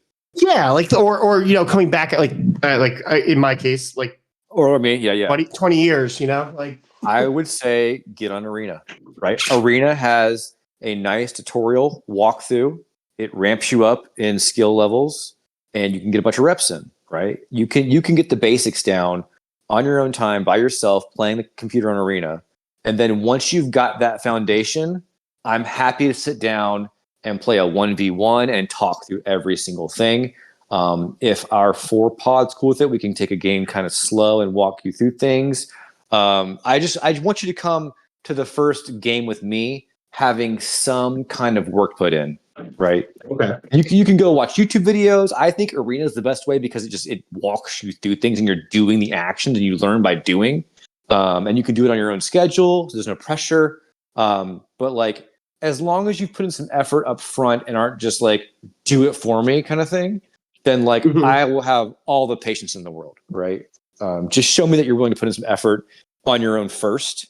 And after that, it's totally fine. Like, as long as the expectation is set up front of like where you're at skill wise, and like I'll go to the bar and sometimes like it's my first game ever playing this. Like I understand how Magic works, but I've never played it like Commander full game before. I'm like, cool, no worries. And like now I know, right? And I have that expectation set. So I'm going to sit back and relax. Don't care about, my deck going off. It's more about teaching someone new. And as long as my expectations are met, then I'm fine, right? Like I can drink beer and teach you Magic. That's a fucking awesome Thursday night, right? It sounds like a good night. Yeah. Yeah. Well, that's that's very similar. What you're saying is pretty much exactly what I did coming back to the game. I downloaded Arena. I played the shit out of Arena. Brawl is not Commander. It is close, but it is not. It is fast Commander. Let's call it that. And then when I was ready to sit down and actually play Commander, that's the day that Rob and I loaded into EDHLAB. And what I did is obviously we're in Discord. You have the voice feature, but we're already here. And I live streamed my hand and my side of the table into Discord. And anytime I had a question or anything, I'd say, hey, pop in and look. And he would come into my stream and look and help teach me that way. So your site is also helping us learn because we have a pro like Rob in our midst that like, he's like the rule book encyclopedia of this shit in his head. It's fascinating to have somebody like him. I don't know if you saw it or not, but we added a spectate feature. No. So let me clarify how it works right now. Now, how it works is if a public game has already begun and there's an empty seat, you can join that game as a spectator and watch it, and then you're in for the next game if they want to restart it. I'm going to make spectating V2 where if the group allows it, anyone can watch any public game they want to from the side, full or not. Now, we typically set ours up as a private, so is that not available in there? I mean, so we could do it where, like, if you give the password out, those with the password can spectate, right? Like, that's very easy to program. So I'm not opposed to that idea. But right now, just to clarify, there has to be an open seat at the table to occupy, and you just watch that game finish out. And then, like I said, you can play the next game with those people. But we are going to add a full, like, I just want to watch this group play. And as long as the group is cool with that, either it be a public game or they give you the password to a private game, you can do that. Oh, shit. Steven's setting them up to do tournaments. That's 100% what's going to be happening. Yeah, we're doing tournaments. Yeah. Let's go. So, I follow-up question. Now, you mentioned, like, going and watching videos. So, is there, I mean, are there, like, any, like, YouTube channels or podcasts or anybody like to go and listen to? Because, and I mean, I know podcasts can be like on YouTube too. So sure. I guess, because I know like the one thing with like, I'm going to use D&D as an example. Like, I think there's plenty of podcasts, shows, whatever out there for like D&D, and it does help get people into it. But I think there's also with this type of game, there is the unfortunate con of it where people expect their games to go a certain way because they watched Critical Role or like a certain podcast, because that's like everybody's doing this. There's this big storytelling and there's all these voices, and and while yes, that's possible, it's not every time. Like it's all. I mean, a lot of the game has to do with the group that you're playing with, and some people it's just like oh, we're just friends, we're just hanging out, and like we'll make jokes and stuff like that, but we're not. We don't have music playing or sounds going off in the background. You know what I mean? Like. So I'm just curious. Yeah, I mean, like, I don't watch a lot of gameplay videos, to be totally honest, unless it's like Commander at Home's kind of cool when a new set comes out, if I want to see the new sets get played. But I don't watch a lot of gameplay videos. I like watching stuff like, I'm a big fan of Trinket Mage. I think he has great content about like how to think about the game. Like, you want to play Storm, how should you play Storm?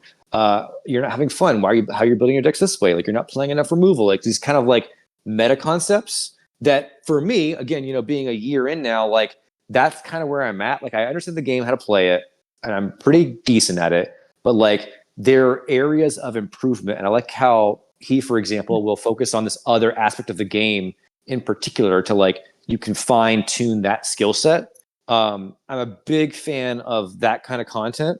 I like watching a lot of deck building videos, not to like copy the deck, but like get ideas for commanders or decks or strategies, and like just see how people think about building decks to like expand how I think about building them, right?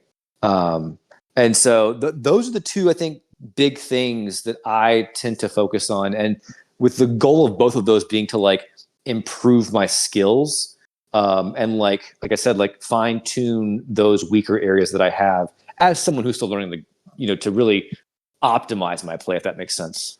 Yeah, no, that totally makes sense. Like I think that's like one of the things I caught some videos of, it was how to upgrade your precons, and like I don't follow them like to the T, just because obviously they use cards. It's like you go on Card Kingdom or something, and it's like, oh, this, like these 5 cards are still going to cost you $170 because this one's worth $50 or whatever. Yeah. So it's like, but it's like the concept of, oh, I see why you're using that card there. Yeah. Like, I get when they explain the why, right? Like, there's a channel on YouTube. It's not a very big one. It's called Guys That Magic. I think they have like 20-ish thousand subscribers. They walk you through their logic and thought process of the choices they make. And I was a huge fan of theirs. I still am, but like I watched a lot of their deck upgrade content to learn like how to think about upgrading decks, if that makes sense. And so like it's the content creators who go like that extra step to like explain the reasoning and the analysis behind the thing, not just like do this because it's awesome, badass, and stompy, right? Like they teach you how to think about upgrading the deck, if that makes sense. Yeah, no, it definitely does.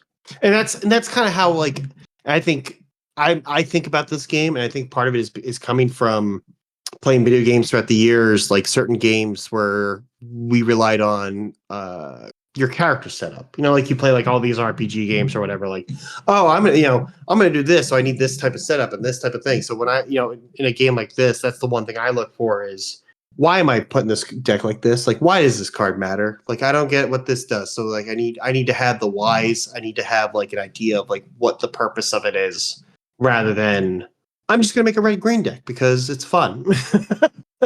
I mean, it is. Like, don't get me wrong. Like I told these guys fine before too, though, right? Yeah, like, right. Like I told these guys about a week ago, like jokingly, like my favorite comic book character is Daredevil, and I'm totally gonna make a Daredevil deck. I just somehow made a Daredevil deck. Oh, we need to talk then, because this is like, all right, yeah, because I've put, and like I've been watching videos of like what makes the most sense. How would this work out? There's one, I think it's Daredevil Fearless Fighter is the one that I built. If a source you control would do damage to you, Daredevil deals that much damage to a target opponent. And so you target yourself with damage, and then you give Daredevil lifelink. So he then deals that damage, you get the life back and deal it to another opponent. Like, it just seems like a fun way to play the game, right? Like, yeah. Oh, that sounds cool. I think those are the mechanics I call rude. I'm doing it to myself first. Yeah, like chill, buddy. We're hurting ourselves. I do have the deck on EDHLAB. It is public. It's shared. You can see it in community decks. It's called Double Dare. If you want to look at it, but yeah, it's a whole like damage yourself to hurt others or hurt yourself to hurt others is kind of the idea, which seems like a fun strategy. Like I've never tried before. Yeah, let's see if I can find it. There it is. I'll add that. Yep, that sounds fun. I haven't tried it yet. I just built it, but it seems like it's gonna be a lot of fun. Well, that's the fun part, right? That's what I mean. That's what you built. Does it? You build what you something and you test it, and then you go back in and you tweak it. Mm-hmm.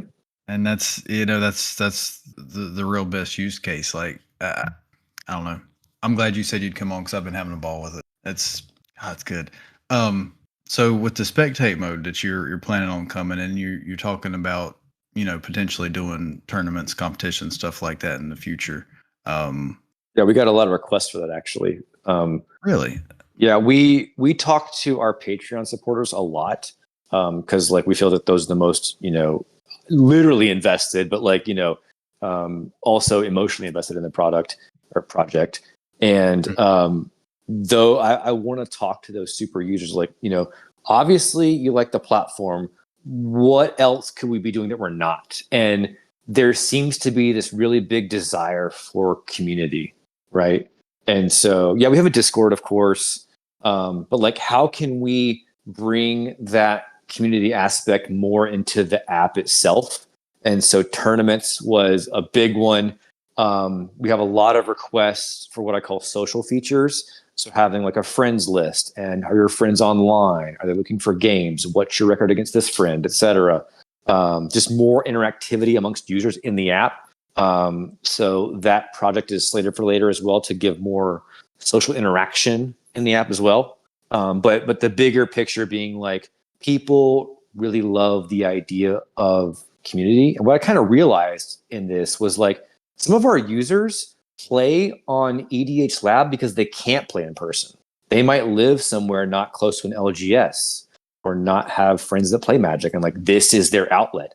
And so, thinking about like all the things that I love about Thursday nights at the bar, how can I try and recreate that on the site too, right? So having my friends that I play with a lot of times and see and like, hey, you're going tonight, that kind of thing, and just recreating those common interactions and that kinship through an online platform is something that I think I just kind of like didn't think a lot about at first. It was like make the app work and play Magic, right?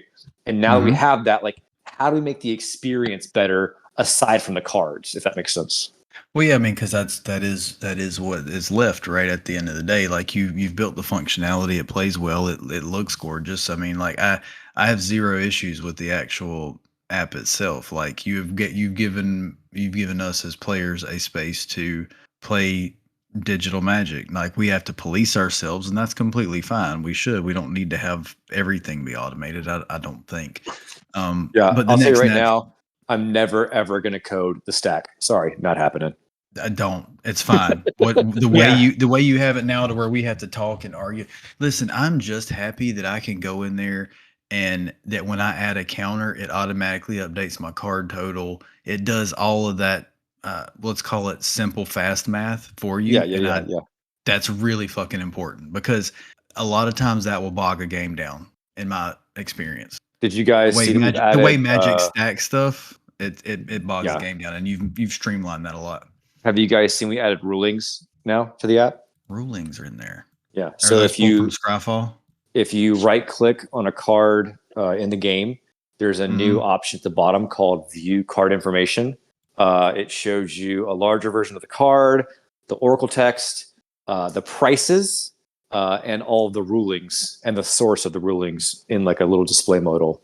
You can also see prices of cards throughout the entire app. So on your deck list, in game, your cards, other players' cards, and there's a link to buy cards on Manapool. If you do buy something on Manapool after using that link, we get 5% kickback on your first purchase. Just a little, note there. But hint, nudge, nudge. only the first transaction. But we had a lot of requests for those little nuanced things that, again, weren't like top priority, but now they're becoming like, yeah, we could totally add that. We totally should add that, right? So, listen, I'm all here for it. The more you want to add, I'll take it, bro. You're not going to give me too much. The big challenge now will be running both a mobile app and a website. So everything must be built twice. Well, sort of. The other programmers here will understand that like the back end stuff can be built once, but the front end, you have two front end apps. You have a web application and a mobile application. They have to be, as best in sync as you can be. And you got to build those things twice. And the way you build things on the web is not the same thing as building on a mobile sometimes. And so like you have to make sacrifices or change things slightly, hopefully not too much where it's recognizable. And so, it's going to be, we're probably going to move a little bit slower, but you'll have more options to play. So it's kind of a trade-off there. I think that's okay though. Like, and I'm just going as like thinking like a programmer, the end, I look at when I do things is like the big picture. So even if it's a little slower, you're getting the output you wanted. You know what I mean? Like, so like, who cares if it's a little slower? Like, you know what I mean? Like it's still going to work. You do the best you can. And it's not going to be perfect every time, but so what?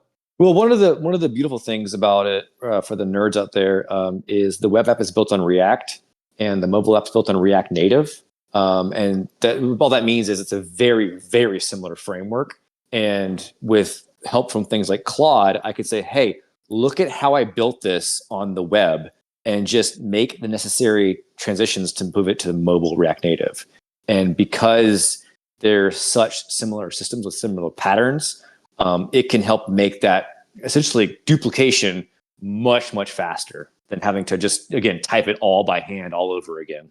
And the speed it with that Magic updates at, like having to keep up with two things at the same time is also not true. that different. Yeah, like Matt, we get a release every 3 months. Oh yeah, it's kind of the cadence right now. Well, and we've got to watch out for new mechanics that have to code into the app or new token types or new keywords, right? Like I have to always make sure is the game itself changing that I need to be aware of because I have to code that new thing. Right. So that leads me to a question. So you're having to code in each of the keywords, right? And yes, and apply that. I'm guessing because of the way most of the keywords in the game are written. I mean, I'm sure it's complex from a coding side. I'm not going to pretend to even fucking understand. But like how would you apply that? Like a keyword, for instance, let's use something random. I don't know. I'm gonna use expend because I've been playing with raccoons a lot lately. Right? Yeah. Expend. There's 3 different options for expend in the game currently. Value. Is that all that is? Is just a value application? Basically, yeah. Like we're not gonna automate the actual action or thing itself, but a good example would be what is it? Cascade, right? Or explore. So there's like reveal until type of blank, right? And so we were like, there's like 4 different ways you can reveal until. How do we make that as simple as possible to be one thing and then like one choice? So there's a reveal until card of type, and then you choose the type. Now we've solved all 4 mechanics at once, right? Yeah. So reveal until land or creature or whatever the text is. But like we think through like how to consolidate. I have to like I feel bad. I've got this whole time and not given a shout out to my team. I have an awesome team that I work with. So I've got Benji, who is been there honestly since probably day one. He was one of the first people to ever come into the site. He is a big community moderator for us. He monitors the site itself, the lobbies, the Discord, just like helps us protect the community as a safe space. I've got Ben and Mike, who are my 2 bloggers that write awesome content.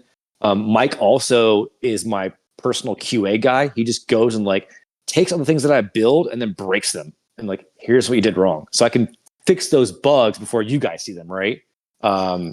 we've got 2 mods named Wyatt and Josh to keep an eye on the Discord for us and the community lobbies, everything. Like they're just, again, keeping the space clean and safe for everybody. So like, it's not just me, right? Like I'm the guy writing the code, but I rely on those guys heavily, not just for those roles, but like also like they're all much smarter at Magic than I am and been playing longer than I have. So like a lot of times they will help guide me about like how to think about a new mechanic or a keyword or whatever it may be, in terms of like, okay, here's what it has to do to make it like a good, enjoyable experience. Here's what I'm willing to kind of like let slide a little bit. So I know like to keep it in good quality control, if that makes sense. So yeah, I'm writing the code, but I'm being guided by a team of people who like loves this game and helps me understand from a user side, like how to create the best possible version of it, if that makes sense. It does, and it's always nice as somebody who's a manager of humans in my day-to-day life. It is always nice to have good key players on your team that can carry their weight and help make you better too at the same time. So, and also like they're on the journey with me, right? Like I'm building this thing, but it's not just me. Like a lot of those guys have been there since, almost the beginning, all of them, but like having that camaraderie and celebrating the wins with somebody else too, right? It just to be able to share that with somebody, I guess, is share the journey with someone makes it much more enjoyable and not just work. I get that. Oh yeah, I mean that's how I feel about like this place. Like I'm preaching to the choir, I'm sure. Yeah, but it's always like one of those things like and you can say like, you preach to the choir, but like it's not something you don't think about until you say it out loud, and you're like, yeah, I really got it like good. Like I got these people I can count on, and I got like these, they're really helping me out and making my, what I wanted, the thing I enjoy most easier. So it's not like a job. You know what I mean? Like it's nice. Well, 2 of my guys are on vacation right now, and like I've noticed, I'm like, man, it's quiet and I'm kind of lonely. So like I'm like, wow, come back. I knew they were like awesome, but like now that they're not here, it's even more relevant or obvious to me how much they contribute to the process and the journey. So I miss you guys if you're listening. Come back. He says, "Come back quickly." And they're not getting paid. Like the goal is to pay the team eventually once we have the funds to do it. Because we use WotC's intellectual property, one of their guidelines by their fan content policy is you cannot charge money for access to it. And so EDHLAB is completely free.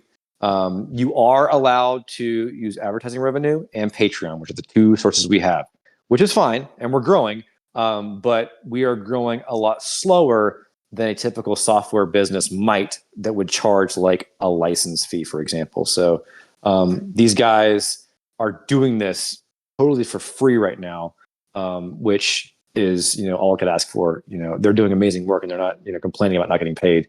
And so I've got a really solid group of guys that I could not do this without question. That's awesome.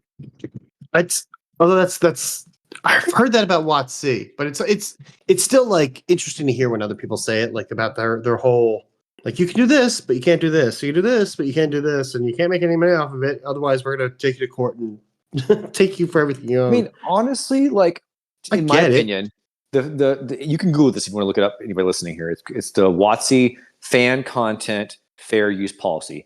It's pretty damn laid back. Like, they're pretty chill about most things. It's like, don't charge money for it.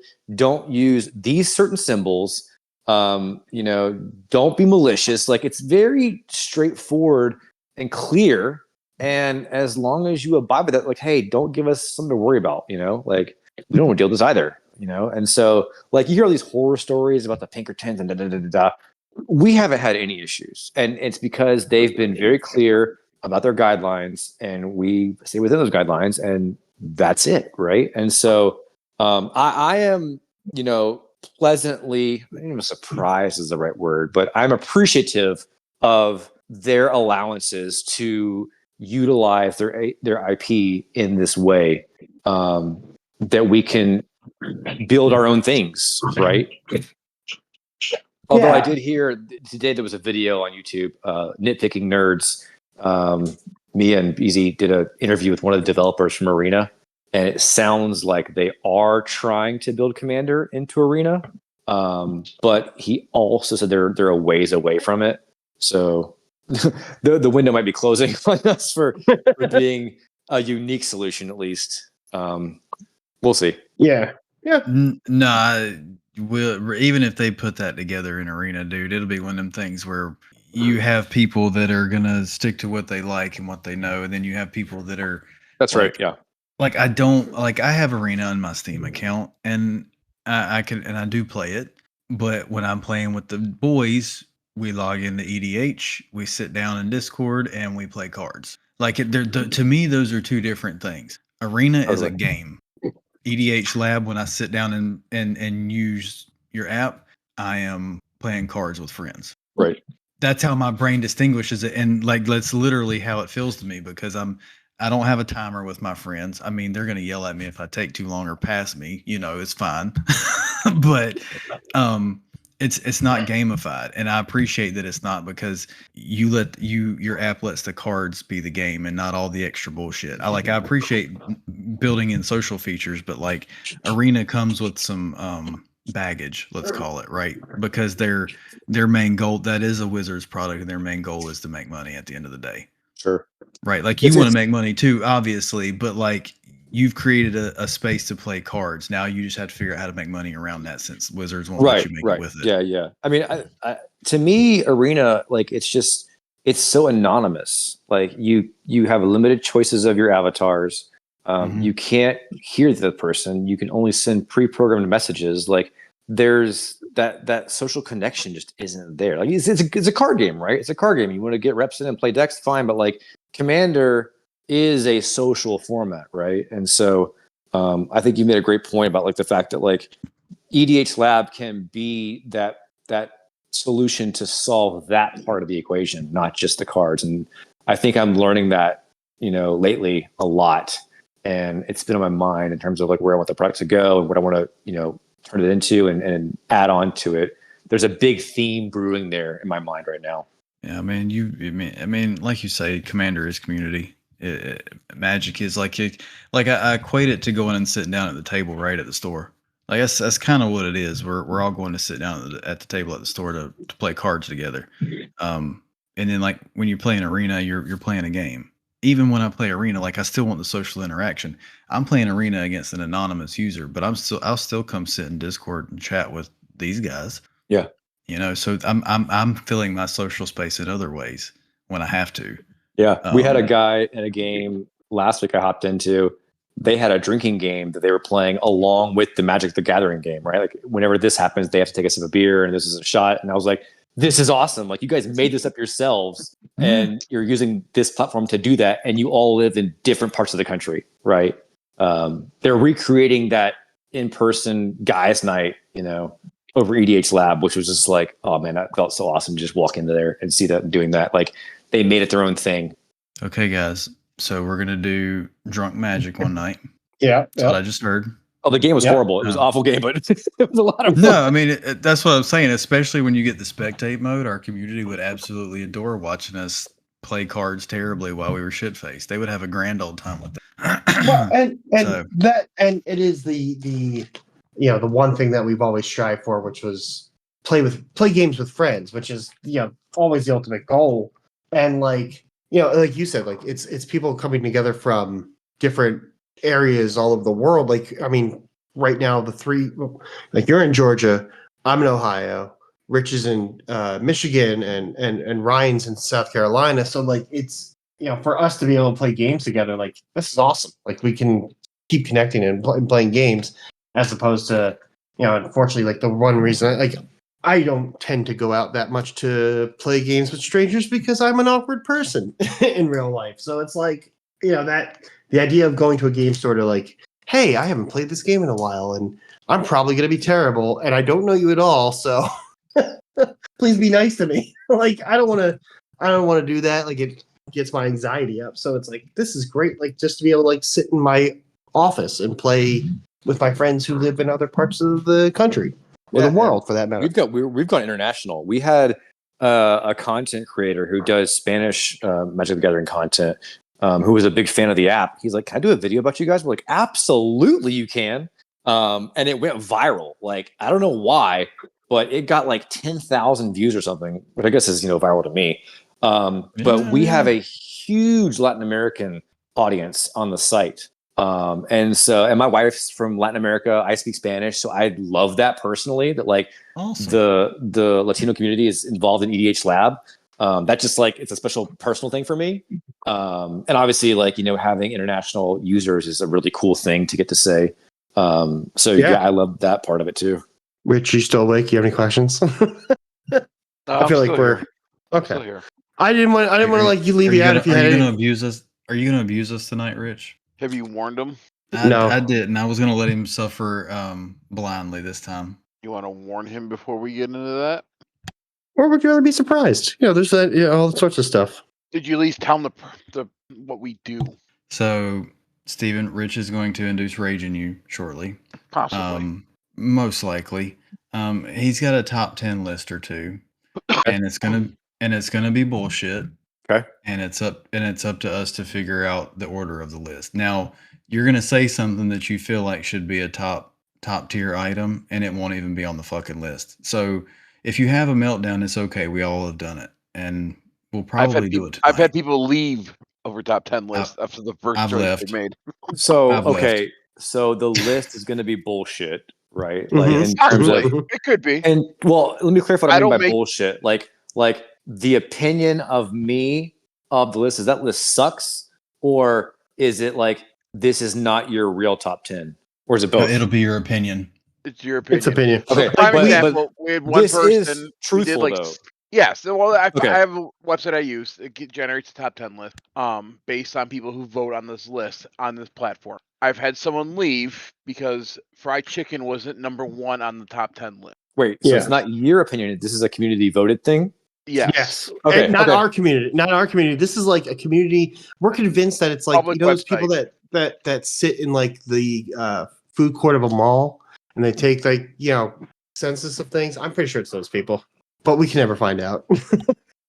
So like All right. prime example, the list I'm only bringing one because I'm tired. Is we're gonna talk about the top 10 most overrated movies of all time. Oh God, I'm gonna get so pissed at this. Well, maybe not. I don't know. Maybe I'll agree. No, you'll Oh. hate something. You're gonna hate Wait, something in there. So do we have to guess the top 10? Is that how it works? Yes. I will Yes. not give Yep. you. I don't give you anything unless you guys stall out. Then I'll give you a hint. But I won't Yeah, you tell know you Yeah. the movie. I won't tell you the director. I mean, eventually I will. Like if I'll give you a real generic description. Don't get off it. I'll get a little bit more in depth in it. Then eventually I will just give you the answer Okay. with the description. Are we doing that now? Yes. 100%. I am Sure, why not? almost certain that one of my top 3 is on that list. I'm gonna say Fight Club's on that list. Fight Club is not on the list. All right. Okay. Good stuff. It's not overrated. Look, he feels okay now. He's like, I'm not mad. It ain't overrated. How about E.T.? E.T. is not on the list. Why would you think Damn. ET's overrated? I think it's That's a real overrated. question. Godfather or Godfather 2's got to be on there. No Godfathers are on the list. This is not that Shawshank. annoying. The other thing they haven't told you, you have to be very careful, or you have to listen to how I give the Oh, answers this back is to one you. of the okay. So no Godfathers Yeah. on the list, which means Scarface. Not on the list. Someone said I Shawshank. I mean, Shawshank. Shawshank is not on the list. So far, so good, guys. Yeah. Like none of those are overrated in my book either. So like, I'm glad we didn't hit any of the killers. Dark Knight. Dark Knight is number 7. God damn it! I had a feeling that would be on the list as soon as it came out your mouth. I I okay. tend to disagree with that though, but whatever. Pulp Fiction. Not on the list. Oh, shocker! That doesn't be on there. How about Avatar? Number 1. Titanic. Number 2. Number 2. Yep. Inception. Not on the list. Oh, I'd put Inception on the list. I mean, it's great. What about Well, the claim is overrated, so it could be good, but it's not like as good as people say, right? So you got to think about it that way. Yeah. So what about Oppenheimer? Not on the list. was a 2001, love Space hate. Odyssey. 2001: A Space Odyssey is not on the See, that's overrated in my book, though. Blade Runner. not on the list. All right. Forrest Gump. Forrest Gump is number 4. That's horse shit. That's a sack of monkey shit right there. Wait. I got one. Is it Good Will Hunting? Not on the list. God damn it.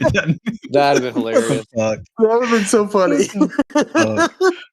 Oh, Jesus Christ. I'm going to go really fucking old. What about the 10 Commandments? Not on the list. That movie's so fucking long. You've seen 10 Commandments, but you just recently saw Good Will Hunting? You're God so damn it. bury I knew yourself. you were going to suck me You're gonna back. so bury yourself with this list. God. Fuck, I don't know, Rich. Top Gun? Not on the list. Gone with the Wind. Not on the list. Rocky. Not on the list. They're overrated in my opinion. That's just me. Well, that's Rocky. the first one is not overrated. They're all over. Whatever. Rocky 4. Not on the list. There's no Rockies on the list. Oh, okay. All right. I was like, Second to see it, 1, 2, 3. Yeah. Yes. Yeah. You got to specify, Steven. He'll. One day there was Lord of the Rings on the list, but we had to specify which motherfucking Lord of the Rings it was. Yep. I'm gonna say Napoleon Dynamite. Not on the list. Oh, good call. Fellowship of the Ring. No Lord of the Rings on the list. Thank you. How dare you, sir? How dare you even I had to suggest that? I had to throw it out there, dog. I had to throw it out there. I thought for sure Steven was going to hit right out the gate with Fight Club because a lot of people consider that overrated. Mhm. Yeah, I thought I was gonna hit with that. God. We've been through all the great gangster dramas, right? Rich, you said none of them are on there. What about Fast and the Furious? Not on the list. Okay. The Big Lebowski. Not on the list. That is a good movie, though. Great movie. It is. Would you like to Where are we at? No. What do we got? And what do we got? And then You got number 1 is Avatar 2, The Titanic. You don't have 3. Forrest Gump is 4. Dark Knight is 7. The Matrix. Matrix is not on the list. And Interesting. none of the Okay. Matrix, no Matrix on the list. Like no trilogy. Okay. what genre is number 3? Genre. Animated, Toy Story. Toy Story. not on the list. No Toy Stories are on the list. You don't have to go through all 5. Anime. Cinderella? Not on the list. It's gonna be one of Is these it a- recent. It's like a recent one, Question like a mark? Pixar kind of thing. Yeah, is it a recent- Is it Disney Pixar? No, it's Frozen? But not. Frozen is number 3. Ooh. Yeah. There we go. Yeah. Let it Yeah. go. Let it go. Let it go. Oh my god. Oh my god. I There's had We all have daughters. kids. Frozen. It says My Frozen daughters is were a perfect essentially- age. Yeah, Frozen is essentially the Call of Duty of the movies. Yeah. That might be my favorite. I'm gonna say Star Wars Episode 4, the original one. There are no Star Ooh. Wars on the list of Interesting. any of them.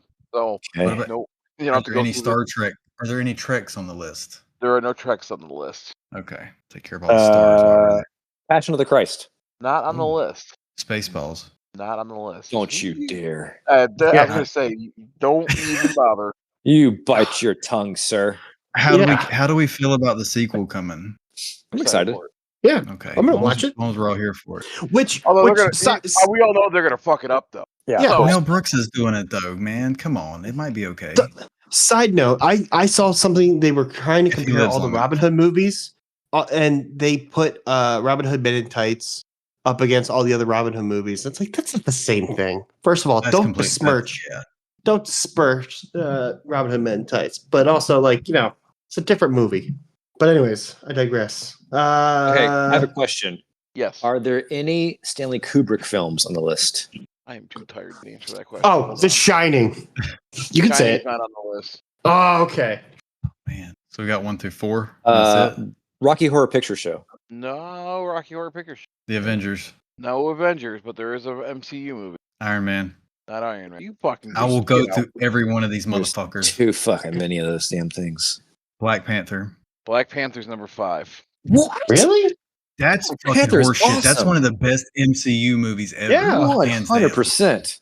No. I mean, if you were to say like any of the Avengers movies, I'd be like, yeah, okay. Or Spider-Man, like, okay, I get it. But like Black Panther was Black Like, good. that's Panther was legitimately a awesome. good movie. And it had a Yeah. great villain. Like, come on. Yeah. Oh yeah, Killmonger went hard. Then again, but see, I love when Michael B. Jordan and Ryan Coogler work together. They make Oh, magic dude. every fucking time. Sinners They get is Sinners is amazing. that was great. my film of the year. Their Yeah, biggest complaint about I that saw movie, Sinners 4 times. you didn't get enough character development in that movie. That's fair. That's fair. I'll grant you Okay. that. Sure. Like Captain America, you got you got development. Iron Man, you got development. The what do you want to call it? The fucking Guardians of the Galaxy, you got character development. There wasn't really much in the Black Panther. It's like, oh yeah, my dad was blah blah blah blah. I'm getting thrown off a cliff. I resurrect, I come back, I take my title. That's a great synopsis. I'm gonna say Crash. Crash is not on Ooh. the list. I'm trying to think of like clean movies. There's one more Disney movie, animated. Not Pocahontas. Pixar. It's not Pixar. It's not Pocahontas. And it's Little not, Mermaid? We did Cinderella. It's not Cinderella. It's not The Little Mermaid. Sleeping Beauty. Not Sleeping Beauty. God damn, we've done them Maleficent? all. What was that? Maleficent is the No, not villain. Maleficent. No. But like, I'm just saying, like, she's the coolest Disney villain ever, in my opinion. Yes. She's pretty dope. Did you like the movie? I didn't see it actually. I thought it was pretty good, but then again, I like Angelina Ooh, Jolie. I got so- one. Black Swan. Not The Black Swan. That's a good fucking movie, though. Twilight. Twilight is number 8. Hey, Holy you got a- shit! But that wasn't the movie I was talking about for 6. Oh, you pulled out of. How about John Wick? John Wick is not on the list, and you shut your How mouth. dare you, sir? How dare you? Listen. I say things that I don't really mean sometimes. Okay. I think you meant this one. He just knows how bullshit these lists are. So How about Trying to Gladiator? hurt Phil. not on the list. Well, that's a good pool. I could see that being overrated. How about Superman 2025? That was Oh. overrated as fuck. There is no What? DC universe on this list. We were There's in no the same DC movie. universe? I don't know. I gave it a 3 out of 5 when I watched it. I think it was one of the better Supermans of the last. What the hell's this movie? Jurassic Park. Not on the list. Stop. Just No, well, hold on. They need to stop making them. Yeah, that's fair. That's fair. That's fair. The last one was garbage. The last Uh, Jurassic Park was a parody of the franchise. I'm gonna say American Beauty. Not on the list. Your first Ooh, that's- hint is the jazz pianist and an aspiring actress. La La Land. La La Land is number 9. Yep. Never seen it. Yeah, me neither. Actually, I like Hold La La on. we should Land.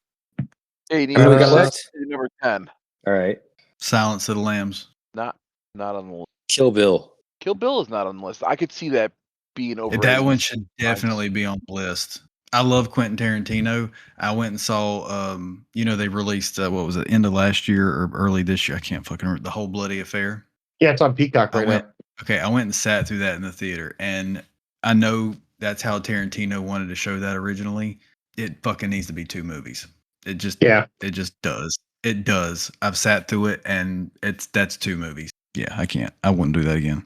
How about Terminator 2 Judgment Day? Not on the list. Aliens. I think I found your list. So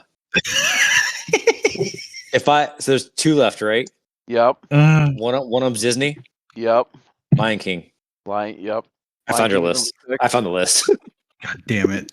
Why is it Lion King? The last one is crazy. I mean, I don't know, it's not that crazy, but like Don't give it away. I want to see if they get it. So the description of this, not much happens in the film. 90% of it is just characters walking. That's accurate. Characters Sound of walking Music. and Just Sound of characters Music. walking and singing. Not the Sound of Music. Good bull though. is it a musical? It can be. Into the Woods. Not Into the Woods. I fucking hated that movie. That movie drove me fucking bananas. There's a spin-off of this. That's true. That's There a is. musical. I gotta do better. I'm at a loss. I can Greg start lives- naming all the Disneys I know of. Greg but lives these things every Tuesday before podcasts. what do you do every Tuesday, Greg? Tornado in his yard. Twister? Wizard of Oz? Not Wizard of Oz is number 10. Yep. Oh, How in the fuck is that overrated? I mean, All they do is walk and sing. So I mean, know that's your fair. source, Okay. and I can never play again because I know the list. I have more than one source. Don't worry. Okay, good. Because He's I'm got, the one he's using got this. another source. He's got another one. honestly, like a good, I think a good hint would have been sometimes people listen to Pink Floyd while watching this movie. That'd be obvious. That's a giveaway. Yeah. So, a couple of honorable mentions. They had Star Wars Episode 5 at 11, The Hunger Games 12. Whoa, Episode 4 at Empire 13. Strikes Back? that's the best one. Oh, fuck Yeah. off. That movie is so good. Star Wars Episode 4 is 13. The Force Awakens. Sorry, that was 13. Force Awakens was 14. Matrix was 15. Jurassic World was 16. Pulp Fiction was 17. Get Out was 18. Oh, shots What? fired. Oh, whoa. Now, this should be higher on the list, in my opinion. The Blair Witch Project. Yeah. Yeah. When a it cool came concept. out, it was Yeah. very highly overrated. That was cool when it first came out, but you could try to go back and watch it. It's like, Is that the original found footage film? yeah. Isn't that the first one that ever did it? Was them? I doubt I- that. There's probably something done in like the 80s or something. Or the Never first, made the first that like big. the first popular one for our generation, maybe. Whoever did Yeah. Coke first. Yeah, you guys asked my Mount Rushmore earlier. I gave you 3. Get Out's number 4 for me. There you go. Ooh. I don't think I've seen Get Out, to be honest with you. Oh man, if you like cult horror, like The Wicker Man, Stepford not Wives, really. that kind of stuff, Oh, I that's that's that genre, and it's so Gotcha. good. Horror doesn't do anything for me. I usually fall asleep during horror films. So It's I haven't been a It's fan a- of it, but like Get Out was great. Us was good. Sinners, if you call that a horror. Obsession is really good. I'm not Did a you fan watch of like Weapons? Weapons is great. I was never a big fan of like the Nightmare on Elm Streets, Friday the 13th. They're It's funny. okay. I have a Puppet Master tattoo on my leg though. that's cool. That's cool. But yeah, this new subject matter they're doing with horror, with like more human focused stuff and psychological horror, is like definitely hitting a chord with me. I dig that. Yeah. So see, for me, horror is either needs to be a slow burn. I fucking hate jump scares. That's cheap. Or I'm the complete opposite of you. I need it to be a monster movie. The Thing, Aliens, shit like that. Yeah. I like a good monster. Yeah, my horror is a good monster or a slow burn. Like I want to be worried that there's going to be a jump scare coming the whole time, but I never get one. If that makes sense. yeah, like I enjoyed the Saw movies for like the first 3. Yeah, they Yeah, ran the that one last too one- long. The last one I saw and that I remembered enjoying, was it the second or third one where the chick falls into the pit of needles? Second one. Remember that second It's one? the second That's, one. then that's the one where the dad was like gonna like kill the lady that killed his son or whatever. Spoiler alert. Not gonna watch Spoiler it. for a movie that's like two decades. Yeah, but it's like the dad was like the victim the whole time. Like he was going after his daughter or some shit like that. Oh, anyway, It's okay. your list Well, that's was not bad. mildly bullshit, Rich, but not terrible. Yeah, well, my apologies. It's been a long ass day. Speaking of, it is 11:30 here on the East Coast. Real quick though, before you leave, we're gonna wrap up real yeah, quick. We got one more go thing. for it. Yeah, we're We do a movie list, so you can recommend a movie. I don't know if they sent you the link. It can't be a repeat. What's on there? We currently have. Fuck, how many do we have already? Jesus. We have 209 movies on our list. Would you like to add one? I absolutely will. I could not access the chat earlier, so if you can give me a way to get to that or wherever the list is at, Yeah, hold on. I will happily add one tomorrow on the plane. Now, do you guys like watch these, or what happens to the list? Is it just like publicly available? Publicly available. Publicly available, and we do occasionally have like movie nights on like Movie Sundays nights, or yep. something. Yeah. You should be able to see the chat now. Do I just list the movie name, or do I add any kind of like description or reason Whatever you why? want to do. Whatever Okay. you want to do. All right, So cool. let me know, and I can. If you want to say it right now, if you want. Well, I for don't me- know the list though, right? Like, I just sent it in the chat. okay, let me see if I can type this real quick. You can just hit Control F and type in your movie. If it's on the list, then it's there. If not, then you can add it. I'm adding Gremlins this week, so because we don't have that on the list, and I'm shocked. You have it as a I'm list good. on IMDb. That's cool. Yes. Okay, my John? idea is not on here, so I have one. perfect. Hey, what is It is called Primer. Primer. 2004 or 2016? 2004. And I'm going to state why I think it is the best time travel movie ever made. Really? Okay, I'll have to check that out. Same. I like a good time travel movie. You will have to watch it 10 times and read 100 Reddit threads to understand what the hell just happened, which is why it's so good. That's how I felt Like, with Project okay. Hail Mary. So All right, then I'm gonna stick with your fucking with time theme because it's not in there. Rich, put Tenet on there. Tenet. Yep. And add the Raid 2 for John, please. He put that in the chat. The raid. Yep. Does he want one in 2014 or 2025? Yeah, 14. Okay. Yeah, 14. Greg, what do you got? I'm going to stick with my summer shark movies. I'm going to go with the Meg. Meg. Oh, the Meg was fun. The Meg was fun. I wanted to walk out of the theater for that movie, and Really? I didn't pay for it. I got to go to see it for free, and I wanted to leave. You know Come on, man. It's dumb fun. I love a good dumb movie sometimes, especially shark movies. Shark movies are such fun dumb movies. Again, my big thing is setting expectations. Had I known that's what it was, I'd have gotten smashed and gone to it and had a blast. And the last thing from you, I know you want to go. Take the moment to self-promote yourself. Where can the community find you? Any final thoughts you want to give to the community? Like for me, I bitch about people who drive Beamers every week because they're assholes. So if you drive a Beamer, I'm sorry, but I work in a very unique area, and they're all asshole entitled drivers. Yeah, so I made EDHLAB because I wanted to see that in the world. It's the easiest way to play Magic the Gathering Commander online. You can find me on our site, on our Discord. I'm on Instagram. My handle is Works on My Machine, which is a coder joke. I can't believe I got that handle. There it was available. And I'm just gonna say, like, we live in pretty crazy times right now. So, like, be nice to each other. Like, you know, people are people. Thank you. Sorry I wasn't here at the beginning. My daughter is doing 101 Dalmatians community theater that starts this. Fun. They had their dress rehearsal today. They were running way late. No worries, guys. I had a blast. This was a lot of fun. So Yeah, dude. Thank you so much for coming on. Thanks other for thing having me. too, Man. I don't want to explain to you. You have access to the channel now. You're more than welcome just to pop in when we're recording, say hi. You want to hijack a show? All we do is not do it when there's a guest on. Cool.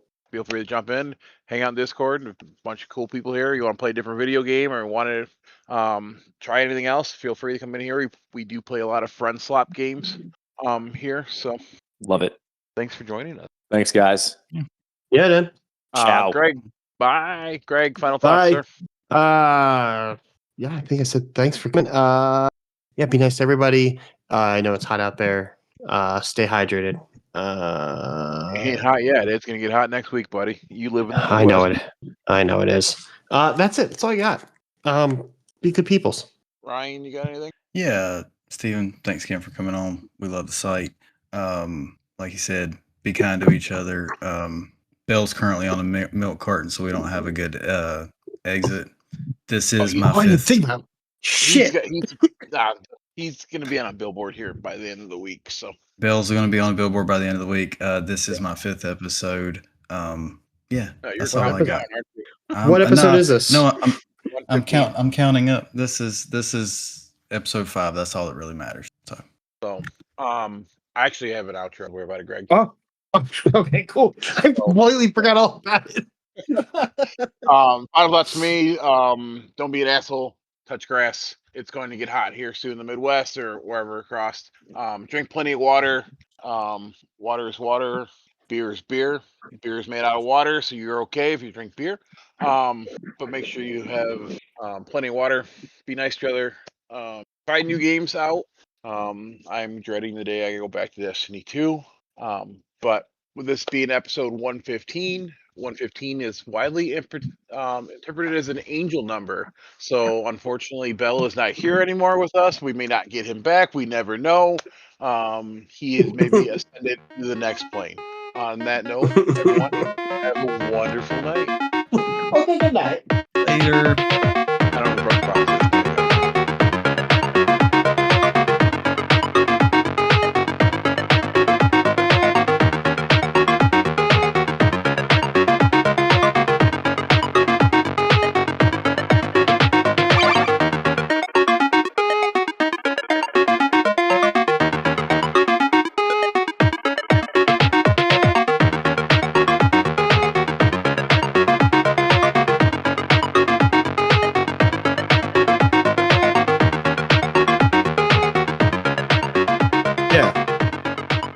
We had a hiccup once. Enough. Yeah. You We know. don't have you hiccups. think- Well, no. There was the one night. Who was it? we brought somebody in, probably Waldy, and he had an issue with the couldn't see anything, or maybe it was Kato. I don't remember. Somebody had issues, and we kept like something got messed up in all the roles and those permissions, and yeah. So okay, Well, you know. yeah. So I guess you just let me do You gonna do it live? it.